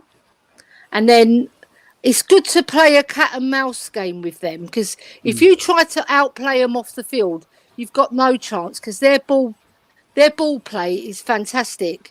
And they play little triangles and they run off the ball. Like it's similar to a push and run that we had in the 50s. Very, very similar. But they're so accurate at passing, whereas our passing's not always on point. Because I noticed, however good we were against Fulham, sometimes our little final pass let us down, or the final cross. You know, and we could have scored a lot more goals. But other than that, the report is really good. If I was doing a school report, I would give them 8 out of 10. Definitely. Could do better in some areas, but mostly good in other areas. Yeah. Absolutely. And Ellie, I thought it was Højbjerg's best performance, let's be honest, of the season. Definitely. That he's made me lose my voice so many times, Højbjerg. I'll have to write him a letter. Because I'm not doing an email. I said to you he I'm would. old-fashioned. I said to you he would. In the watch along, I think I said to you you'd be screaming and losing your voice. Dermot, you had a question for Ellie. Yeah, Ellie, you're at the game Saturday. Hello, I'm Dermot. surprised you didn't jump onto the pitch. Run halfway down the line when Højbjerg scored. Right? Just bash the stewards out of the way. I could have done a Richarlison with my shirt as well, couldn't I? But then I probably would have been arrested. They wouldn't arrest you, Ellie. I would have. They would have turfed me off. So they wouldn't arrest you. Look, we've seen Tottenham. You and me both have seen a lot of Tottenham over the years. You know, you go back to the 80s. Look, we do. It's this sort of the best. And the 70s. Not so much for you. 70s for me. Is this the best midfield tree we've had in a long while? We've got Højbjerg, we've got Zuma, we've got Bentancur. Do you think this is the best midfield tree we've had in a while? In terms of being compact and hard to beat, yes, because it's proven. We've gone 15 games unbeaten, I believe. Is that correct? Is that the 14. Right stat, Mr. Statman up there in the blue? I was actually looking at all these 2 questions here about Højbjerg, actually, Ellie. Sorry, I was reading these 2 brilliant questions. Okay, no, from Luis here, saying, Ellie, you saw the interview with PEH when he waxed lyrical about Richarlison and Lloris. It was dreamy. Yeah. Yeah, I know. Because he appreciates players that work hard. Now, Lloris has been working hard on his kicking, because we all know that is probably his weakest part of his game. But one thing you can rely on Lloris, he'll always pull out those 1 or 2 saves in a match that are like make your jaw drop, because they're so good. That first one that he did was remarkable. I said he's like a cat. He flies in the air. And then the second one was fantastic as well. So I think he's been working on it, but also because Longlay's so good at receiving the ball, Lloris was more comfortable as well. And one thing I noticed, which probably weren't picked up from the cameras, he offered the drinks to Longley first, his French counterpart. And then he gave it to Højbjerg, because Højbjerg came along, right, and I saw his face. He's thinking, "Where's my drink?" It really made me laugh. He's got to help out his fellow compatriot, absolutely, Ellie. And then that's true. Another question from Dunkel Z Torque, Ellie, saying, "Question for the Queen: You believe that Højbjerg can score around 10 goals this season?" I believe so, you know, You because he's already? getting into more forward. Did you notice in this game he was getting into the box a lot more often? Because obviously that's a direct instruction from Conte. He says, when you go, Bentancur will take your place, and then the two wing backs tuck in. I've really noticed that a lot. What they do, they tuck in so that there's a free to beat. So we're harder to get through, you know, because Højbjerg will do the work of 5 men. I've said that before as well. He's like 5 players. And I was really pleased, right? Because I was bigging up Højbjerg for the whole of the match. But when I first went in, there was these ladies and this gentleman, and I was chewing their ear off about Højbjerg. I think they got fed up with me, but don't matter. I'm used to that. And when he scored, they were singing, he's here, he's there, he's everywhere, he's Højbjerg, he's Højbjerg. And I was so happy because he didn't have a song, but now he's got Johnny Pratt's song, because that was Johnny Pratt's song in the 1970s. Yeah, because him and Richarlison are here, there and everywhere. They don't stay in one position. That's what I like about them, because they'll do the work of 3 players along the front, and then they'll track back and help the defence as well. Because Richarlison does that as well. He helps the defence a lot. Yeah, and he's got a good relationship with Emerson. You know, because they're both Brazilian boys as well. It helps, but they're you can tell they get on. Yeah, they respect one another. Yeah. Do you think, Ellie, you think with the group, with a lot of South Americans in the group, and doing that, we're a more tighter group as a unit this season than we were last season? There was a bit fractured within the group, wasn't there? This season we seem to be a tighter unit. Is that a good thing to see now? That and because you feel that will keep us in good stead as the season goes on. Yeah, because I played football, and when I had a good rapport with my teammates, we played more as a close-knit group. And when you like the people you're playing with, it's like when you're in any job as well. If you like the people you work with, you work better and you work smarter. And also you want to work for your company. Same with football clubs. If they're all getting on and they're happy and they're enjoying their football, it shows on the pitch. It really does. And you can see the camaraderie. When we score, I've never seen any other team celebrate like Spurs, because I watch them all. But Spurs, they're really a close unit. When they celebrate a goal, it's marvellous. Maybe I'm being biased, but that's what I see. Yeah. Yeah. We're seeing camaraderie. We're seeing the teamwork. We're seeing all the players coming together. Nobody thinking for themselves. Nobody quick to get out of the huddle. They all are there to. Really good point, Ellie, and a lot of body language that you picked up on this weekend. Yeah. May what's the word? May it long live in our memories that this team that Conte's building. If you listen to his words in his conference, right? He said we're good. We need improvement still. We're not at that level yet, but we need 2 more windows to get there, right? So he thinks we're 2 windows away. So January and summer, right? So he knows himself we've got frailties in our team. Everybody can see them. There's certain things we're not good at. But what we're not good at, we compensate in things that we are fantastic in, So especially up front, and the midfield are really playing well this season. In terms of stopping the opposition from playing, and in terms of getting into the box to help out with the goals. Bentancur hasn't scored yet, but I'm sure he will get on the score sheet. But he's a very elegant player. And do you know what? I found out something really good about him. He's fast. He's fast. Yeah, the way he presses. I saw him run. The way he presses. Yeah, but I saw him run, Jack and Dermot. He ran from the halfway line to help out Emerson because he saw there was danger. And he pelted it. And I thought, bloody hell, I didn't realise it. I thought it was Romero, but it was Bentancur. And I thought, bloody hell, he's fast. because No, you he don't works his see tail him. off. He's quite. Do you know what he is? He's a very elegant player, and he knows what he's good at, right? So he's good at receiving the ball. He's good at turning with the ball, and he's good at picking a pass out very quickly. He's better than Højbjerg at doing that. There's no doubt about that. Even though I love Højbjerg, he's more deliberate. He put his foot on the ball. He'll look around, and he's a slower sort of footballer. But that doesn't mean that he's a rubbish footballer. He just thinks more. Whereas Bentancur is more instinctive. He sees the pass, he passes it, you know. And I think that's why fans warm to him more than Højbjerg, because he's quicker. He's a quicker thinker, you know, and he sees things quicker, you see. So I love them both because they both complement each other.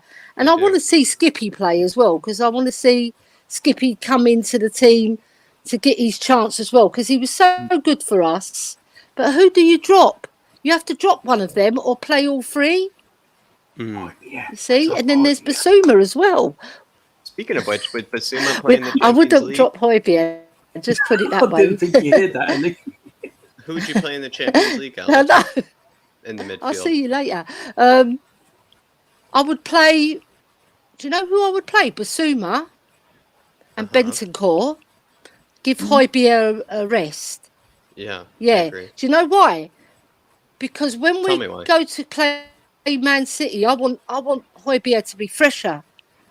You know, he's not an old man. He's only 26, but I want him to be on his game, because we need to be really thorough in that game and be at them. You know, and I want Richarlison rested as well, and Kulu to come in, because I want Richarlison to play against Man City, because we're going to have much better chance against them if he plays. Yeah, well, if both of them play. But other than that, I thought we were very good defensively. We moved the ball a lot quicker. Dyer can improve in terms of moving the ball quicker. Sometimes you think, oh, bloody pass it. And you can see the tension in the crowd when you can hear it and feel it, because when he's got the ball, he's slower, you know. Yeah. But you know what? Dyer, I'll give Dyer a bad rap, but he did have quite a good game, I must Yeah, I admit, thought he handled especially with Mitrovic his quite well. heading. Yeah, Yeah, because he's a tricky character, that Mitrovic. he is. And the goal that he scored was fabulous. You know, he said, pick that one out, Lloris. You saved two. You're not saving this one. I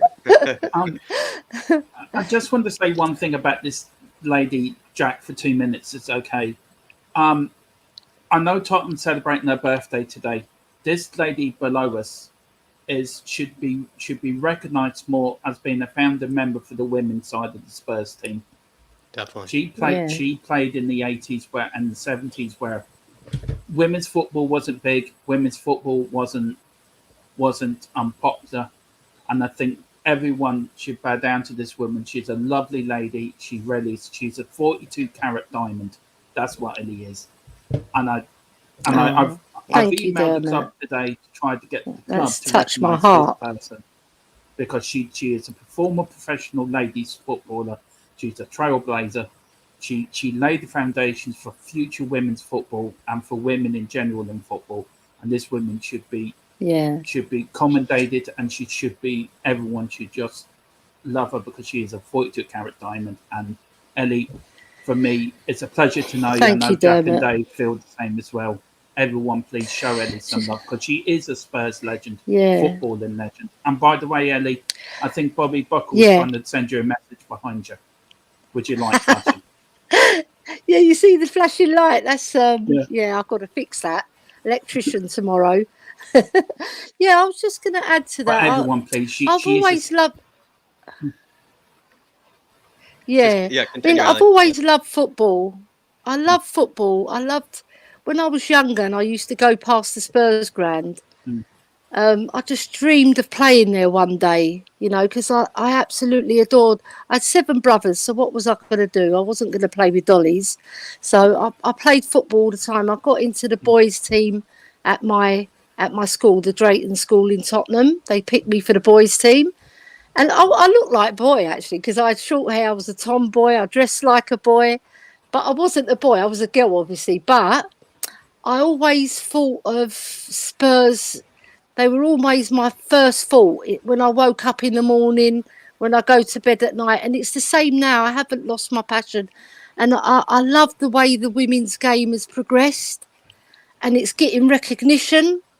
And the games that were played in the Euros were fantastic. The goals that were scored were they were incredible. And I was so proud of the English team as well, to do so well and to beat the Germans as well. Yeah. Like the repeat of the 1966 World Cup victory. I know you guys are not English, but I consider myself as English because I was born in England, raised in England, even though I've got Greek Cypriot parents. So I love my country. And one thing what's good is that they're taking it seriously now. And then I saw Ian Wright say about the women's game that the FA should get involved in grassroots and really bring the game along so it keeps its status. Because at the moment, if you get these girls leaving, you want other girls to come in to replace them. So you've got to feed the system, you know, and pump the money in so that it generates the interest and also keeps the game at a high level and not drop. You see, so I want to see that, because I said to Dermot earlier, there's a lady called Kirst. Everybody knows her. She's our ambassador at Spurs. Big up, Kirst. Doing great work for her game too. And all we want is just to be treated as equals. We don't want anything less or anything more than a man. That's all we want. You see? Absolutely. Ellie. Yeah. Spot on. Yeah. Love that. So Love that. yeah. Can you That's tell us all we about? want. That's all beautifully said, Ellie. Beautifully said. And Ellie, you're going to have to Thank keep going you. here. Can we have a good plug for THFC Till I Die? Your partner in crime, Yes. Dermot, has done an excellent job. Yeah. You put in an excellent fan show, and you're also spreading really good work over there. So Ellie, give THFC Till I Die a good plug.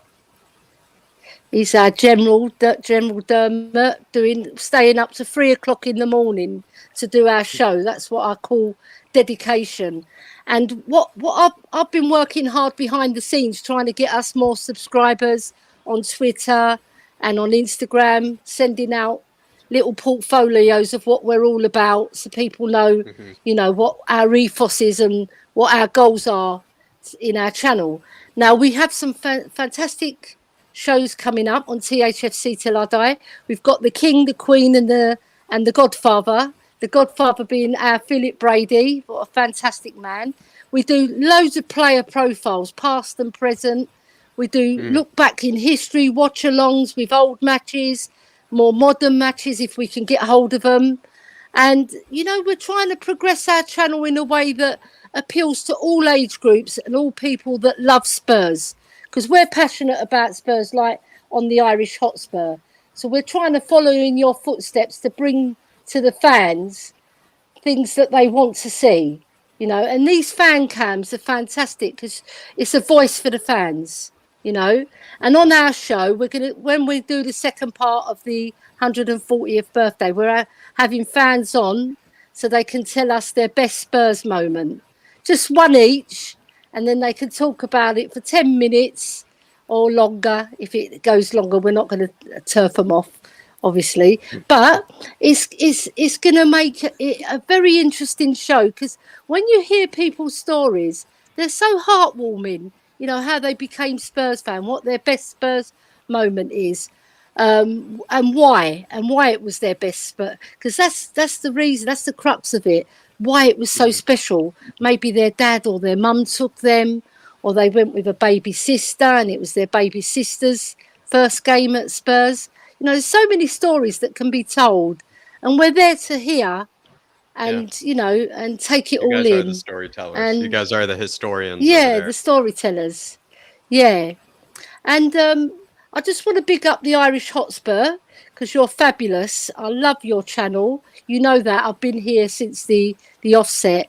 And the other channel I want to big up is the Free Spurs Boys, because I absolutely adore Bobby Kay, Christian and Jai.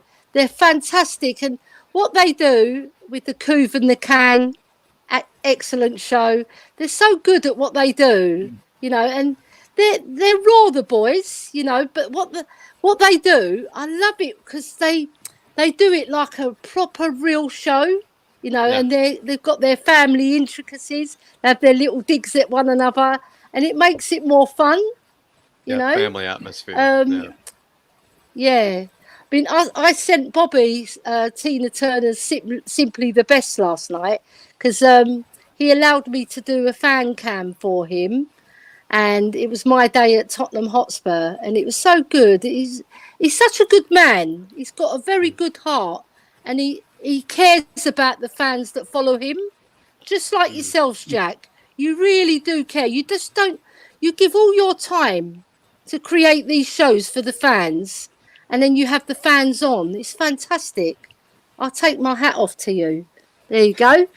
I enjoyed the fan shows, Ellie. You know, I don't have to nearly work as hard. I get to let you guys do all the work. You know, you let you guys do all the talk, true. And I can sit talk back about Spurs forever. Yeah, exactly. Yeah. You guys are doing all the heavy lifting, I must say. You guys are doing the heavy lifting on the fan show. Yeah.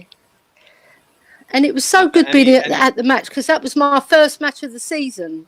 That was my first match I went to, so I was really happy to be back in the stadium.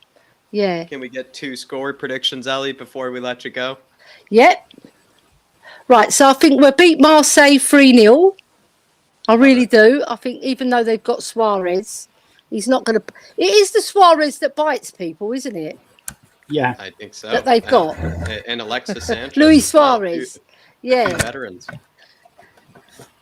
Yeah, so we got to watch him though, because even though he's got older, he's still good. But I think 3-0, and I think the Man City game's going to be a bit tougher, but I think we can sneak it. I think we can sneak it 3-2 again. Yeah? Come on, you Spurs. I would love a 3-2. I would love it. Ellie. And I want Sonny to score. I want to see Sonny Ellie. smile again because I'm missing his smile and his little camera click. Click! I want to see him do we that. We need it back, Ellie. We need it back. Well, Ellie, Yeah. appreciate you coming on. Appreciate your patience. Thank as you, well. lads. And, Thank you. everyone, check out My heart THFC goes out Till I to every Die. Spurs fan. Let's cheer on our lads for the Marseille and the Man City game. Come on. And also, just one thing before I go. I'm going to Nice, France, which is Lloris's birthplace, on Wednesday. So I'm going to miss the Marseille game. Whoever organised that, my daughter Sophia, she's in trouble, but I forgive her because she's booked us into a game to watch Nice versus Cologne in the Europa League. So we're going to a match. Yeah. Not bad. You Yeah, get to so go I'm- get I'm your quite football happy. in, Ellie. Still Obviously, get your fix. You still get your fix. Yeah, still get my football fix. Because football fans, we're football fans. Yeah, we're proper football fans. Would love to watch other teams play as well. And like yourself with your flat cap Euro talk, you know everything about Europe. You know, you're interested in. Yeah. All right, lads. Thank you very much. See you soon, and come on, you Spurs. Come on, Let's you do it. Spurs. Big up, Ellie. And everyone, show Ellie. THFC Till I Die. Bye-bye, Bit of support. lads. Big up, Ellie. Absolute up, Ellie. legend. Everyone, show Ellie a bit of love. Show the queen of the Harris Army, the queen of THFC Till I Die. Just the queen of the Hooiberg Army, the queen of so many various things. Everybody show her some love, and everybody give her a big thumbs up in the chat because she did absolutely smashed. She absolutely smashed it, and also as well, check out THFC Till I Die, of course. Dermot being from there, the co-host tonight, as well as Ellie, who you just saw as well. I have to say, Jack, I'm really enjoying tonight. It's such a lot of fun. I'm actually really enjoying it. It's great fun. Just a few more to go here, Dermot, and then we'll be able to end off. And, it's been a nice, chill evening, and I'm looking forward to this as well because we actually have a debut. I'm really looking forward to this, and it's going to be our man P Dubs. And we missed him last time, but we got him this time, and we're going to see what he has to say. P Dubs, what's up, guys? how you doing? How are you, sir? What's happening? Good to see you this time. Thank you for thanks for taking the time out of your evening. We almost caught you at the zoo. That would have been fun, but looks like the Wi-Fi got a little spotty, so I was just we'll table it for another evening. And again, I'm glad you were able to do another one so soon. Yeah, exactly. And what are your thoughts on this weekend? Do you want to start there? Start with Fulham, or would you rather talk about this big week ahead? Where do you want to start? Oh, we can talk about Fulham. Yeah, a convincing performance for you, or were there maybe things still missing? Yeah. I mean, listen, there's always room for improvement, right? Always. but it's the best performance of the year for sure. Like it's the Southampton game was great. But again, we played patchy in places, but this one I think was comprehensive. It should have been a 6-0, 5-0. Yeah. But were you getting a bit nervous when it was only 1-0 by like the 60th, 70th minute? I wasn't. Like honestly, they didn't create anything. Like they didn't create anything, and then when we scored, and then Mitro scored, I was like, oh shit, here we go. and then it was squeaky bum time for the last few minutes, but it was even still they didn't create much, and again I was gutted for Charlton. I was gutted for him. I mean, my son again, who's 5, I've got him trained pretty well. He already loves him. As soon as Richarlison took his shirt off, he took his shirt off and started running around the house. Richie's training him well. And then I was like, shit, like offside. No. No. He's already. Even your son got a yellow card then, in the house as well. He did. We took him actually today to get he's just starting soccer for the 3-ball. And, the season's starting up, I would say, yeah. Yeah, he went into the the big soccer store in Massachusetts near Gillette Stadium, and he sees the Arsenal shirt and he's like loud as he can in the store, like probably like 60, 70 people in the store, like, boo Arsenal, you suck. You got him. You got him well trained, I would say. Fair play to him. Fair play to him. Well trained here, Dermot. He's got him well trained. Yeah, has him well trained. That I didn't get the camcorder on. And record that, and I would have loved to share that, but unfortunately I missed it, and it's like it's okay. But the performance of the Fulham game was great, and then then you just smile at Arsenal, then you just smile, and you laugh. Yeah, but the results went our way this weekend too. It was glorious. They did, and honestly, like the City game we're watching as well, and they looked amazing. Holland's the cheat code, like all that stuff. And again, Villa arguably should have won that game. Yeah, towards the end there, they were looking pretty dangerous. I agree with you. Did you see that going our way, where actually Spurs were going to get a lot of results headed our way this last weekend, or did you kind of think that Man City be able to handle Villa, Arsenal would get a result against Man United? Did you not? Did you expect this to happen, where these teams would slip up, or what are your thoughts? I still thought City would win comfortably. Again, Me too. I think Gerrard's a joke. I think Lampard's a joke. Yeah. Again, I love the channel. Again, I love the channel because it echoes a lot of my views. And whenever Dave goes off on these guys, I just, I'm just, sipping my morning tea, and I'm just like, yes, please, into my veins. I completely agree on Stevie G and Fat Frank. Absolute frauds. Absolute frauds. Again, I did, and I feel bad for Scotty Parker.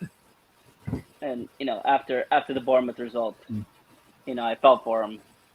Yeah, and these guys are still in a job, but somehow. Dermot, do you have a question here? Yeah. We got Marseille coming up on Wednesday. Would you keep the same back three, and what would you do? And would you drop Herbier for Bazuma on Wednesday? Again, Højbjerg, what percentage of games has he played the last 2 years? Like 95% of our games. Yeah, that's probably even underestimate. Like 95%. I don't know. It's like again, I could not believe Kane was subbed in the 77th minute. I was like, what? Who? It was crazy. I totally forgot that even happened. Thanks for reminding me. Actually, that was pretty. It was lovely to see. I was in shock. I know you guys have talked about this before. I think, at least with we are taught on TV or whatever. Like about can he just be subbed one time, please, at the end of the game?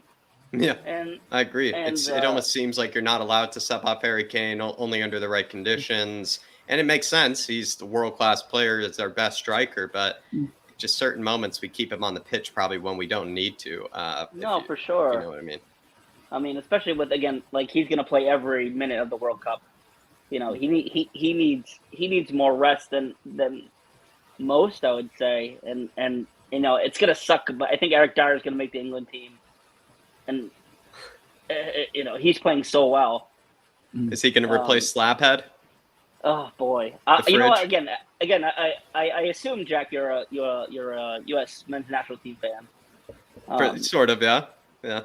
You know, and for me, I'm praying Slabhead. You know, come on, stay in the team, buddy. Do your best. You know, definitely. Call up. Definitely more of a chance. Well, definitely more of a chance. That's for sure. If Slabhead is back there. So you see Eric Dyer, you know, taking his spot in the England squad. He's just been steady, man. Nothing super extraordinary. You know, he does what he does, and again, like, he's a solid performance every you know, since what, last year, like after United maybe, like, he's been good. Like, he's been good, and even Davies, again, like, you know, we can talk about Davies and his potential replacement. What are your thoughts on Longley's I know, performance? Jeremy, you just mentioned, you know, the possible rotations for the match. You know, I think I want Longley again on Wednesday. Yeah. And I want Davies on Saturday against City. I think someone in the comments said that too. I want again, if we draw on Wednesday, again, Marseille's form is outrageous too. Like, they've been playing very, very well. True. Again, I know it's our first game at home. We should win. Honestly, I'd still be happy with a draw. Like, I'd still be happy with one.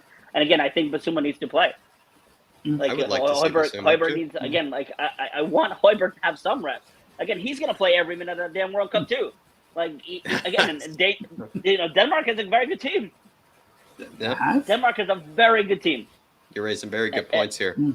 And even, like, again, Bendiker for Uruguay, Uruguay is, like, they've got a very tough group, like Portugal, South Korea. He'll play every minute. Yeah. And same with Sonny. Like, these guys need to just make sure one of these two get out, and they both don't make it through, and Portugal goes through in that group. I've made this point actually before, P-Dubs, that, well, maybe Spurs don't have the most players in the World Cup. It sort of feels like our players are respectively the best players for their national team. Kane being kind of the best for England, Højbjerg being one of the best for Denmark. You look at Sonny being the best for Korea, Bentancur being one of the best players for Uruguay. As much as, I don't know, we might not have an absolute plethora of players headed to the World Cup, but we have a lot of players, like you just mentioned, who are going to be playing close to every single minute for their side. Yep. And then obviously Hugo, just, you know, like whatever, you're playing goalie, but, you know, you better not get hurt, damn it. It's true as well. He'll be playing every minute. I totally forgot about that as well. You're spot on there. Dermot, do you have another question maybe for P-Dubs? Yeah, I do.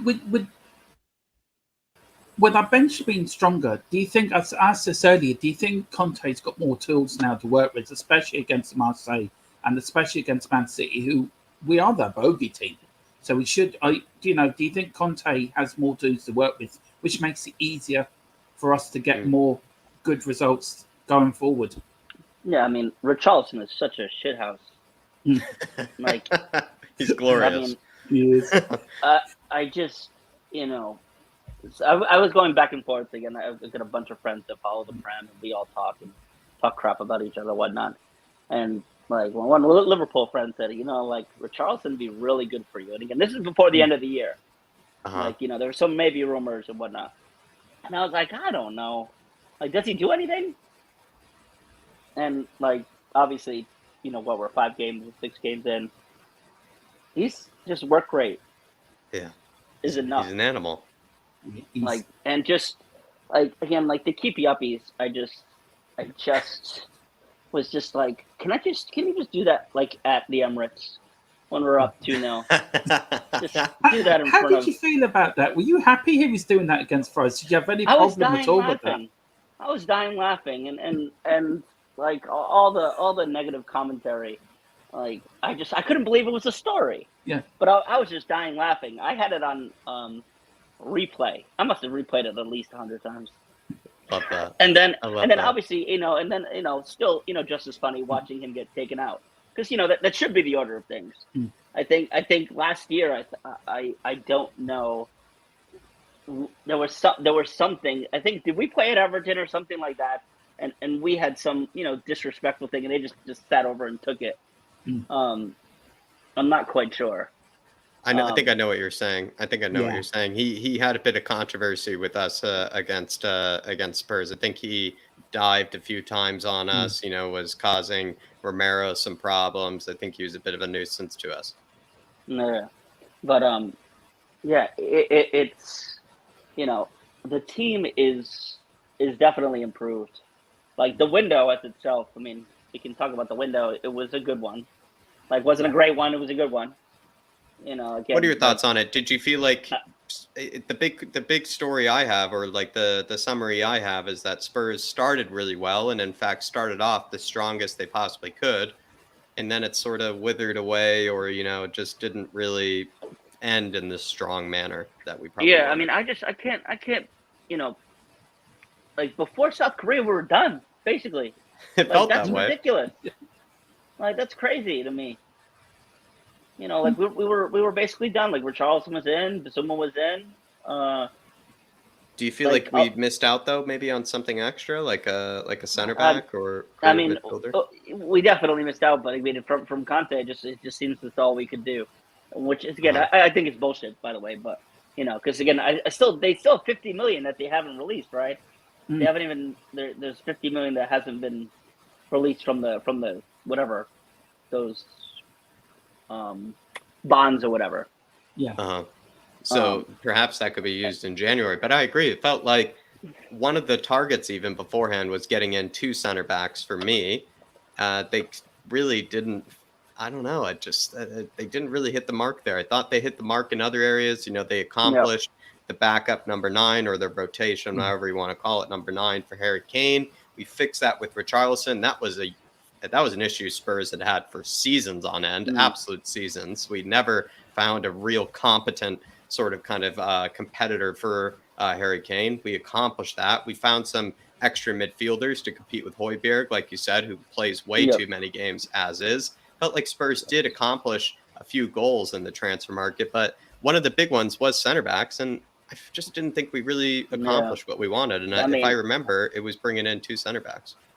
Yeah, and honestly, like, again, it's disappointing at this second because we just saw him play one game. Again, this is just not one game, but just alone.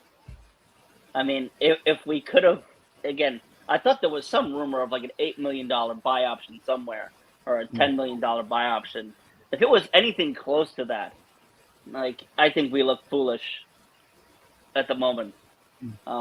If there wasn't an option to pick up Langley for, again, if it was under 20 million, honestly, like, I think, again, any center back that's worth getting, if you can get him under 20 million, that's just good business. True. And he could have a really good season for Spurs, and then we might could, actually and then he's end going to up get sold paying for more money. Yeah, that's a fair point. Perhaps they're just sort of trialing him right now and knowing that it's a good point that you make there. But did you want to see another center back compete with Eric Dyer? Was that kind of what you wanted to see come in, someone to compete in the middle? Like, I would have loved, like, Vardiol and Bastoni and true. Like, even Botman. Again, Newcastle got Botman looks a good player. Yeah, he does. Newcastle. Like, they're a good team. Any of those. Yeah. Like, I would have been good with any of that. Again, Dyer does need to be pressed for his job. Like, Davinson Sanchez isn't pressing anybody for the job. Davinson Sanchez he's a backup, like, plain and simple.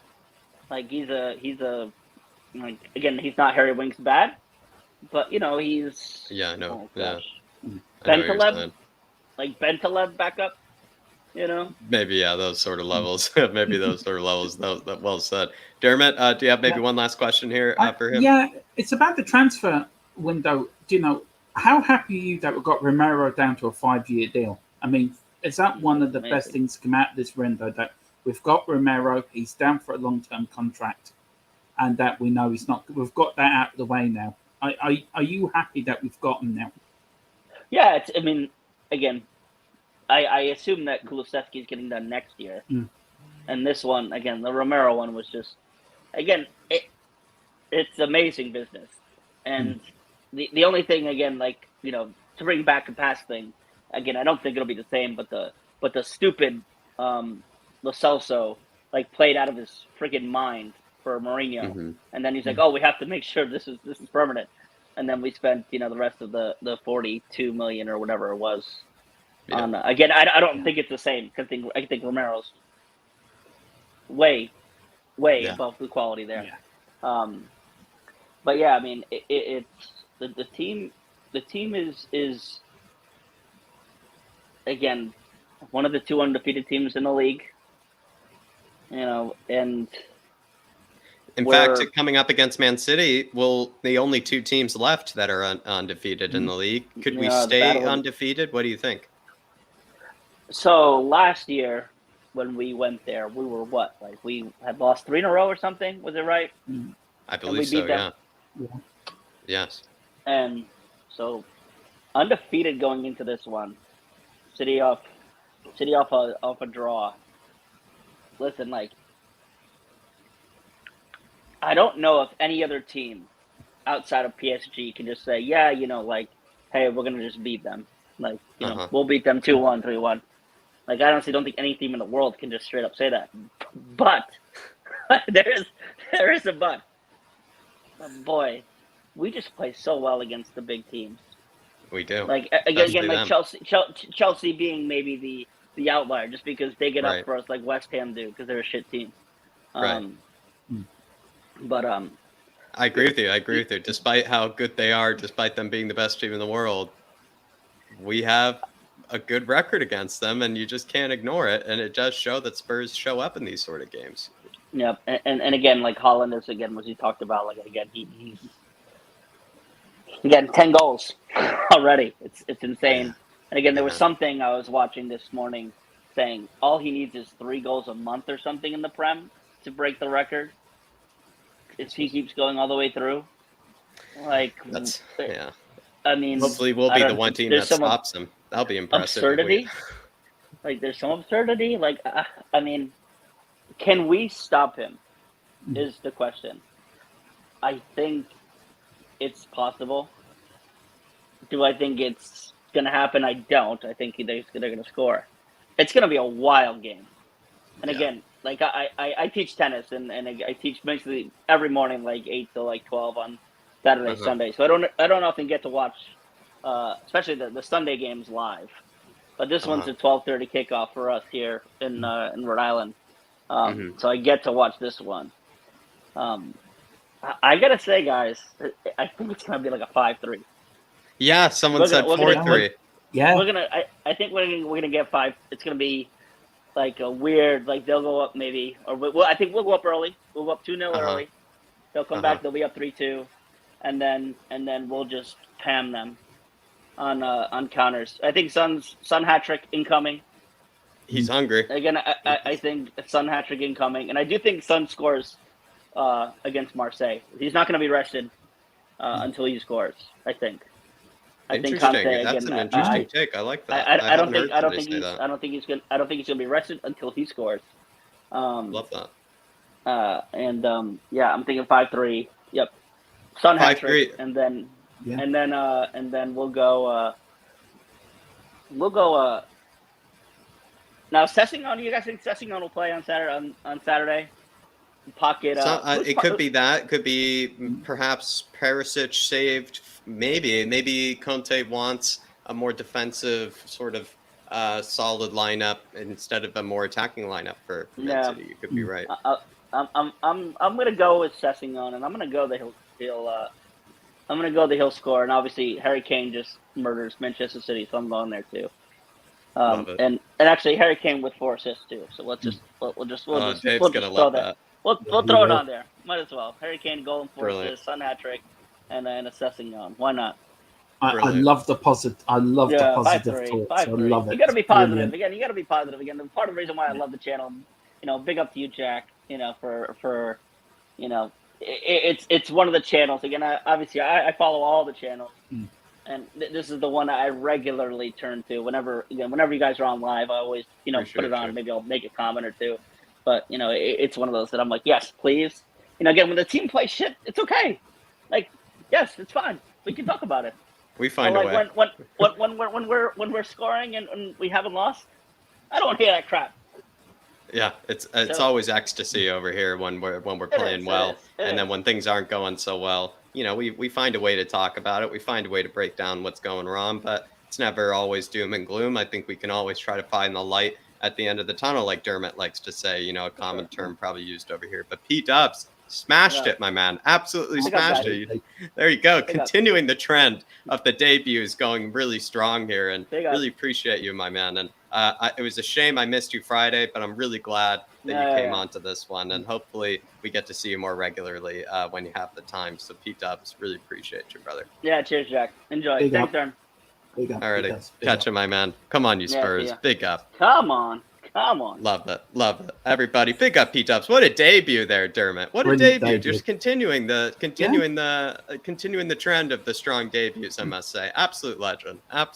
Everybody, He is a- I demand you, please show that man some support in the comments. That was his debut, everybody. I thought he smashed it. I thought the time flew by. Well done, Mr. Dubs. Well done. But we're ending off here with somebody who is going to put the smiles on people's face. KPV. No, it's not KPV. No. It's KKV is actually what he's going by now. Kyle Kulisevsky, Vineyard. How you doing, Kyle? Big up, I'm Carl. good. Yeah, I don't know how you doing. What's the change of the name? No longer KPV. What happened? I just changed it because I've got Kulu's shirt, so I changed it to Kyle Kulisevsky Vineyard because I've got his shirt, and yeah, because I think he's starting to become my favorite player. Mm-hmm. He's a fan's Is he favorite. playing this Wednesday? Is he going to be opening up the Champions League for us? Yeah, he is. He's going to score because he played in it last season with Juventus, and so he has Champions League experience. So why not get his first goal for the club in the Champions League? Because, yeah, like, why not? He can score his first goal for Tottenham in the Champions League. So I'm excited for Wednesday, and I'd like him to score, and then, yeah, so why not? Score your first goal at home in the Champions League when you've already scored your first goal at home in the Premier League against Southampton. So another goal from Kulisevsky will be brilliant. And then, Absolutely. well, on Saturday, we got Man City. Like, Son owns Man City. Son owns them. Like, He owns the keys to the empty head.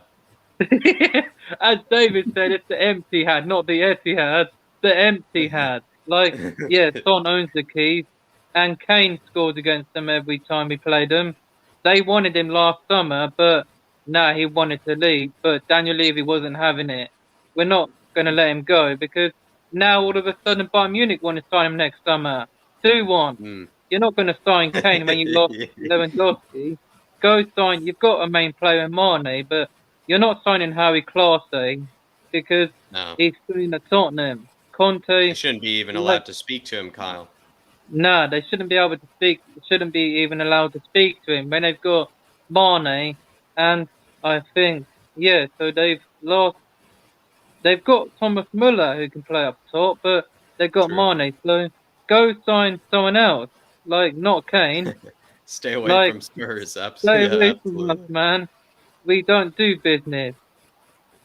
You've already got, you've got someone who Arsenal let go in Gnabry, and I just don't want to play them again because that guy got 4 against us when we lost under Poch, and I'm just glad they're not in our group.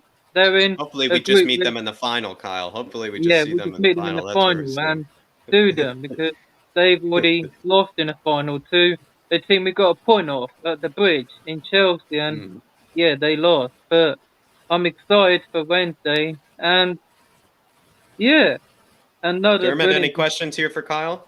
Yeah, I mean, we've got Wednesday. We're in the Champions League for the first time in the wild card. We've got Kulisevsky, we've got Richarlison, we've got Harry banging it.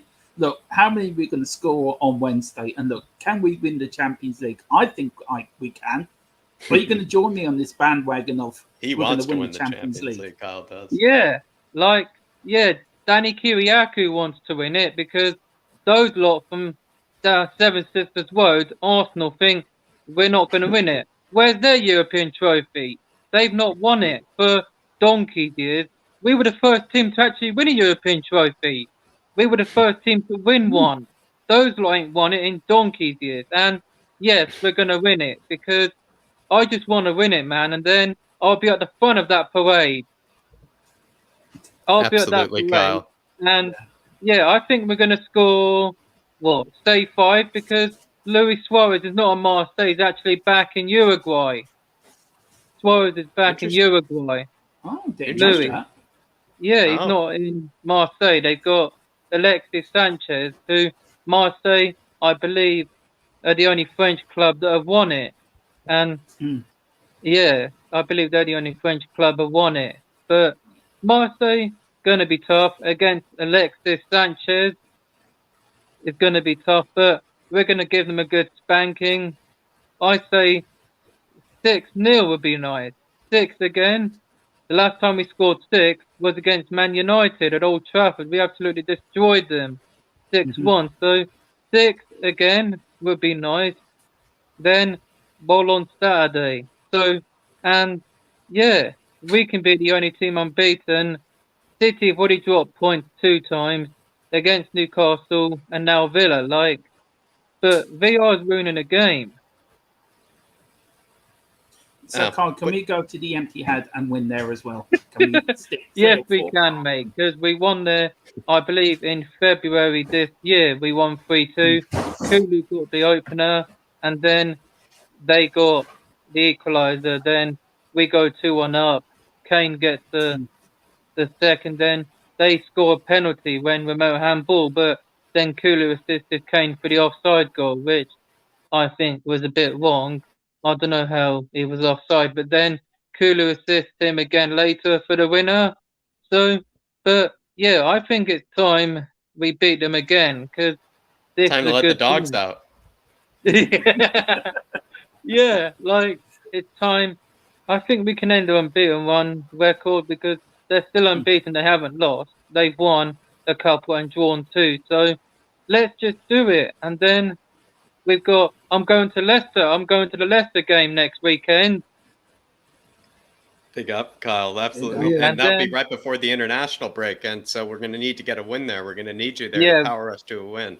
Yeah, we're gonna beat Man City at the empty head. Then we're gonna beat Leicester at the Tottenham Hotspur Stadium, and then 12th of October I'm going to our Champions League game against Frankfurt at Tottenham. So first So some Champions German League sausages as well. Sounds fun. You Yeah, know, Leicester- it sounds Leicester like at we're the going to have Tottenham a good old Hotspur time, Stadium, Kyle. Yeah, Frankfurters. So yeah, and favourite Spurs memory has to be that game where we destroyed Wigan 9-1.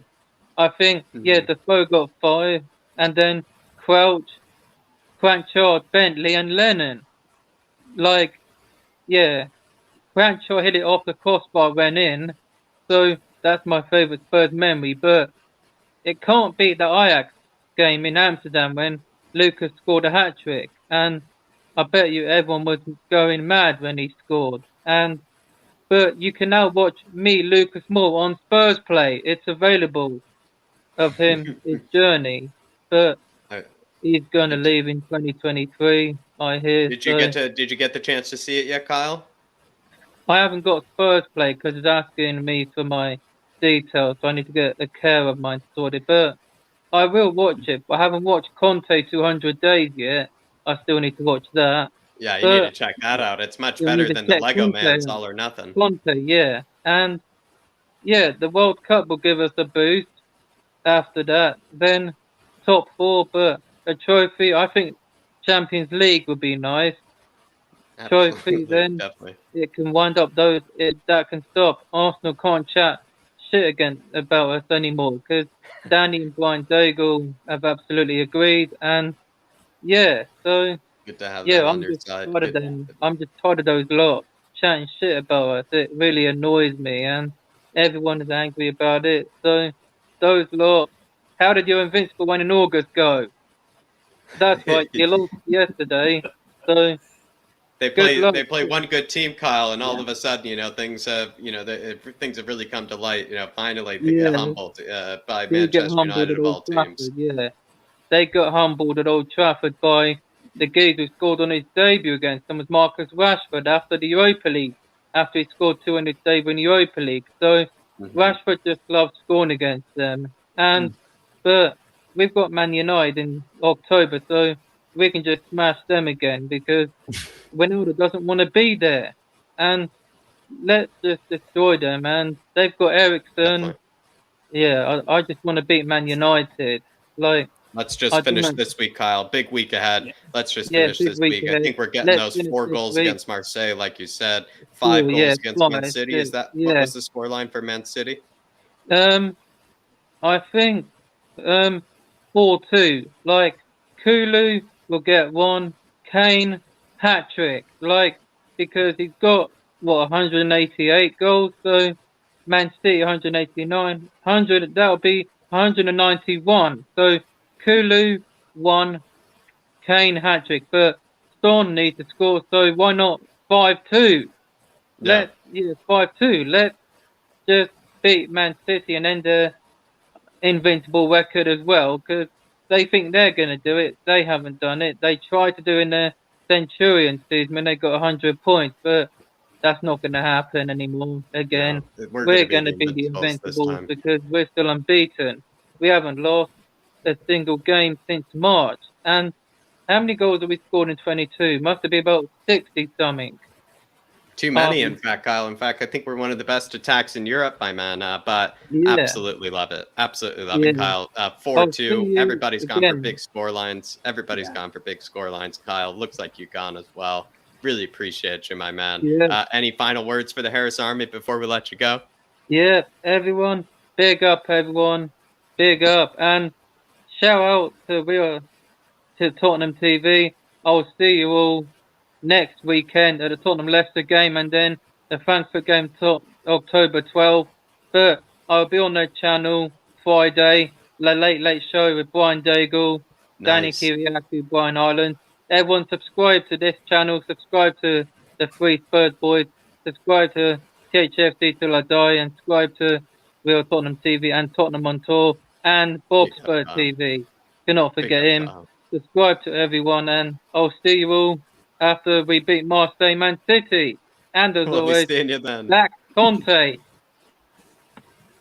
Back Conte. Who let the hounds out? Conte did. Conte did. David did. Big up, KPV. We'll be seeing you after the Marseille game, my man. We'll see you after Marseille. Big up, brother. Bye, KPV. Everybody. Oh, we all love KPV, Dermot. We all love him. Great person to end off on as well. But Dermot, we've reached the end of the show here. I'm putting in the THFC Till I Die link. Absolute pleasure. Thank you very much, Dermot, for filling in for Dave this evening. It's been very nice to have someone like yourself who's very familiar with these fan shows, having you by my side. But Dermot, thank you for joining me, brother, and tell us about the channel. Firstly, I want to thank you and Dave for letting me do this. This is a huge honor. For me, it's like winning the FA Cup and the World Cup all into one. I've really enjoyed it tonight. It's been an absolute honor. THFC, Ellie covered it earlier. We've got pre-show, we've got watch-alongs, we've got lots of little things coming up. So please like and subscribe, but please like and subscribe here as well. These lads deserve it. Let's get these lads to 8,000 before the international break. I know we can do it. And we're only 365 off 1,000. So we're going to get to 1,000 for the World Cup. So big up again, Jack. Thank you very much. Had an absolute blast. I had a blast as well, Dermot. And the guy that decided to come in, an absolute buzzer beater, perhaps right as we were finishing off as well, buzzer beater of a return. We're going to do last false alarm, everybody. False alarm, one more. But Dan, THFC, has decided to pop on here. Dan, how you keeping, my man? I'm doing good. Sorry for coming on so late. I came on earlier and I had to go somewhere and I came back quick and I saw that my tab was still open on the StreamYard, so I just joined in. I didn't know you were no worries, my man, no worries. Yeah, Dan, what do you want to talk about? Man, I'm excited for Arsenal's game in the Champions League this week. It's gonna be a good one. No, but in seriousness, in terms of Arsenal and the Man United game, I saw that happening from miles away. The fans putting pressure on the team, and then we saw last season when the pressure got on them, they crumbled. The atmosphere at Old Trafford was fantastic. It was like a retro game from prime Man United. It was great to see Arsenal crumble. Hopefully, Man United doesn't keep up this form for much longer. But Tottenham have also been playing fantastically. I've said it for ages. For Spurs fans not to get so over exaggerated on the possession and on the oh yeah, we're not dominating possession. That means that we're not dominating games. I've told fans for ages to look at the shots. The shots are more important than the possession because at the end of the game, you need goals to win games, and shots are what gets you goals. You can have all the ball you want, but if you're not getting goals, it doesn't do anything. And we've been creating chances. I'd say a bigger problem is that we're not finishing the chances. That'd be a bigger problem for Tottenham. Yeah. Do you think we've been wasteful? I think we've been very, very wasteful. It's sad to say because we've got phenomenal front three. But I think that with time, we're gonna get better at this and finishing our chances. Big up Wolves, FI. We're gonna get better at finishing our chances, and that's just gonna be a matter of time. When the time comes, and we start finishing our chances, it's gonna be bread and butter. Speaking of somebody who maybe hasn't been able to finish chances in the way that we know he can, Sonny, do you see him being able to score this week against either Marseille or Man City? It's Man City. He's obviously going to score now. But it sure would be a great moment for Son to come back. And I just think that Son, he's a phenomenal player. I've said it last time, we needed to give him time. I think Conte had a great decision in starting Kulusevski. I'm benching Kulusevski over Son. Because Kulusevski is still a young player. That's just because he benched Kulusevski doesn't mean anything. If he would have benched Son, that would have been in the front pages of all the papers. So I think that it was a mastermind of a decision to bench Kulusevski instead of Son. And I think that with time, I think this game, either Marseille or Man City, will be the return of Heung-min Son at his finest. Yeah, I mean, Dan, do you feel it was right that we kept Son playing? Do you feel Conte's been justified by he started to play well against Fulham. He was unlucky he didn't score a goal. But do you think it's justified starting Son that he will get back to his best again? Yeah, just give me 1 second. Let me turn off the radio. Yeah. No worries. No problem. All right. So I've said it last time, but Son is not a type of player where you could like bench him, and because there's type of players where if you bench the player, you could tell that their mentality, like Richarlison. If Richarlison is going through a bad run of form, or like even Cristiano Ronaldo would be a better example. You bench him, and he's got that strong mentality where it's going to help him and it's going to motivate him to be better the next time he gets on the pitch. Son is more of a, I hate to say it, but not much of a champion's mentality where like he's a killer and he's more of that nice guy, but his talent is undoubtable. So I think Conte did make the right decision. And I said it last time I was on, what Conte needed to do was he wrapped his hand around his son's shoulder and say, listen, we know the quality that you have. It's undoubtable. We completely trust you. We know what you've done for the club over the last few years. You've completely taken us to the promised land. Now you're going through a little bit of bad form. We know that this is just going to go away because, as I've always said, form is temporary and class is permanent. So after this form of yours ends, we know that you're going to be a world-class player again. So there's no reason for us to bench Son, and I think Conte made a fantastic decision in keeping him in the team. Someone even said earlier Conte is going to continue to start him basically until he scores, even if it means, probably playing him when he probably doesn't need to play, even if it isn't a huge fixture or something. I think someone said, Dan, basically Conte's just going to play him until he does score. Yeah, I think it's just that one moment, which I've been seeing at the last few games against I think it was Forest. He had that shot which was like pure Heung-min Son that flew right by the crossbar. If that goes in, the confidence that would flow into Son Heung-min again. And if the one that hit the crossbar last game, if that goes in, the confidence that goes back to Son, it will be immense for him. And that will be what it takes for Son to come back. Definitely. We've got Man City Saturday. We've got Marseille on Wednesday. Would you see any for resting any players? Do you think we need to rest for Man City? Or would you play Longley again on Wednesday and Davis on Saturday? Somebody said in the chat earlier. What do you think we should do for the next two games? Yeah, so I think the battle between Longley and Davies is going to be a very, very interesting one. I want to see who he picks to play this week. What I think will happen is that Longley will play on Wednesday and Davies will play on Saturday. Sorry. Mhm. Just because Longley is that type of player where I want to see him playing, where we're going to have more of the ball. In that game against West Ham, our center backs were averaging 100 touches. And all of them, their pass accuracy was horrendous.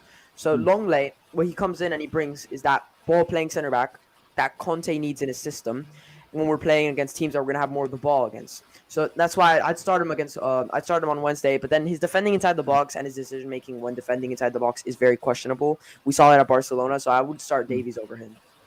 Interesting. In Man City, it feels like for me is where perhaps you start Ben Davies because he has that experience in those games. As much as I do feel like we want a better ball playing center back there at that left-sided center back position.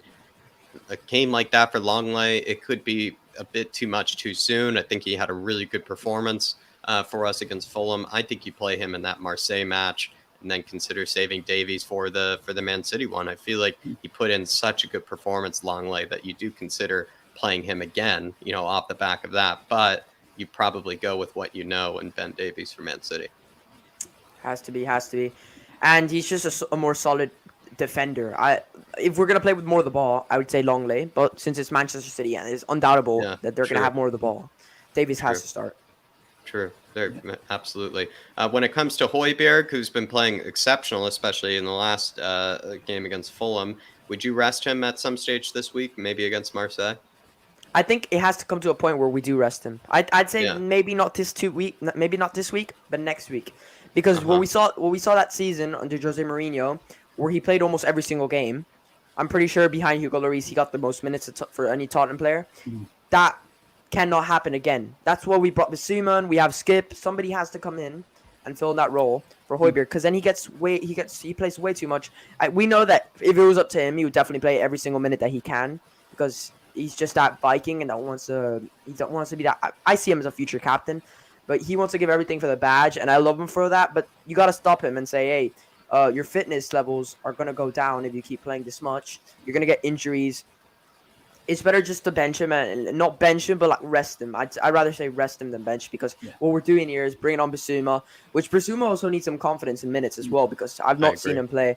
I think that ability that we know that Bissouma has, we haven't seen it yet, and we're not going to see it if we don't play him as much. So it'd be the correct decision to bench Højbjerg and bring in Bissouma. But I'm not sure if you saw the quotes that he had on Richarlison and on Hugo Lloris, but that is a captain talking about his players. He's acting like he's a 34-year-old and he's about to retire. Like that, I just love that. I heard that and I was like, I love this guy.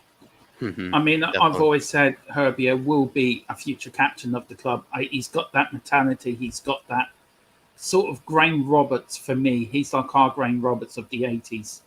Højbjerg. I really do. Look, we've got. Do you think we've got a better squad now to January for rotation, for resting players, that Conte's got more in his toolbox to use than he did last season? Yeah, definitely. And it's not even a doubt. I think that with the players that we brought in, a lot of people saying that we've had a terrible transfer window. I don't know. I think that we brought in a lot of good players.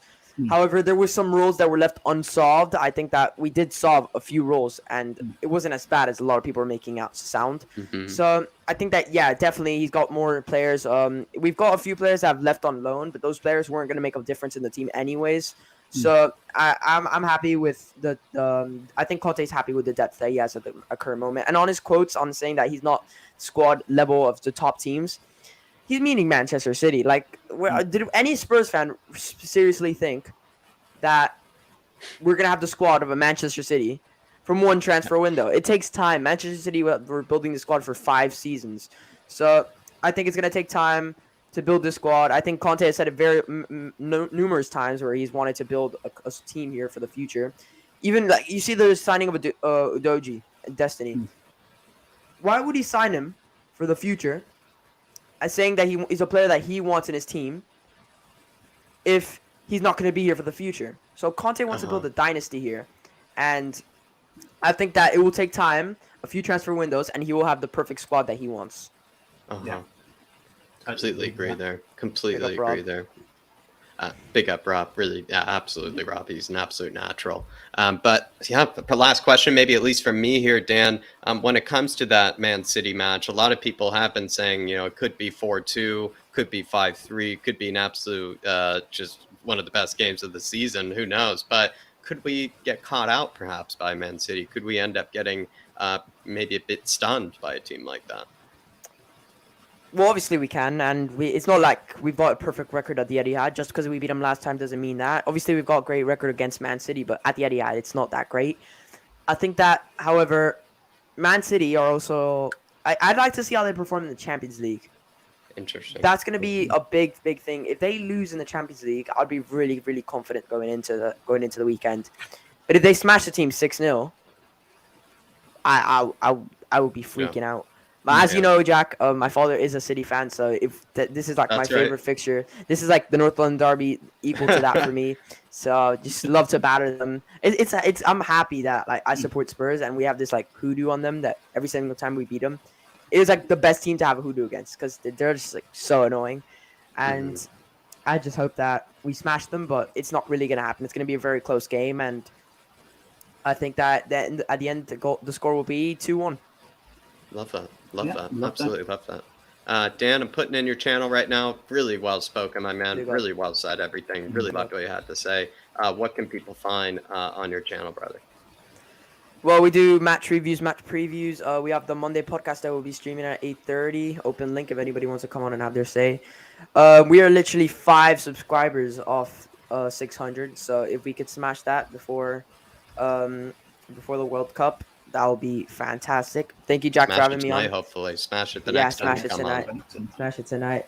Thank you, Dermot, for having me on as well. And I'll see you guys in the next one. As always, come on, you Spurs. Thank you, Dan. Come on, you Spurs. And get Harry Kane off free kicks. Good initiative. There you are, everybody. Great call in from Dan. Great one as well. Absolute buzzer beater, and you really smashed it. Had a lot of things to say. Really enjoyable. But now we're ending off, everybody. But please, please, please do before you go, everybody. I'm going to put it in one last time. Check out THFC Till I Die if you haven't already. Dermot's channel as well, everybody. But because he has put in a great shift in today. But Dermot, any final words before we go? Before we let the Harris Army? Look, we've got a big week coming up. Look, it's their birthday today. Let's give us 2 presents: a win on Wednesday, a result on Sunday, and let's remain undefeated before the World Cup. And come on, you Spurs. Absolutely. Come on, you Spurs, everybody. Back again tomorrow with the debate show with We Are Tottenham TV. Dave should be back tomorrow as well. Should be predicted lineups coming out, and I think another bit of content, perhaps maybe a podcast or something like that as well coming up on the channel. So as always, plenty of content lined up for you guys tomorrow. Stay tuned. Have a good night, everybody. Come on, you Spurs. In Conte we trust, and we will be seeing you. In Conte we...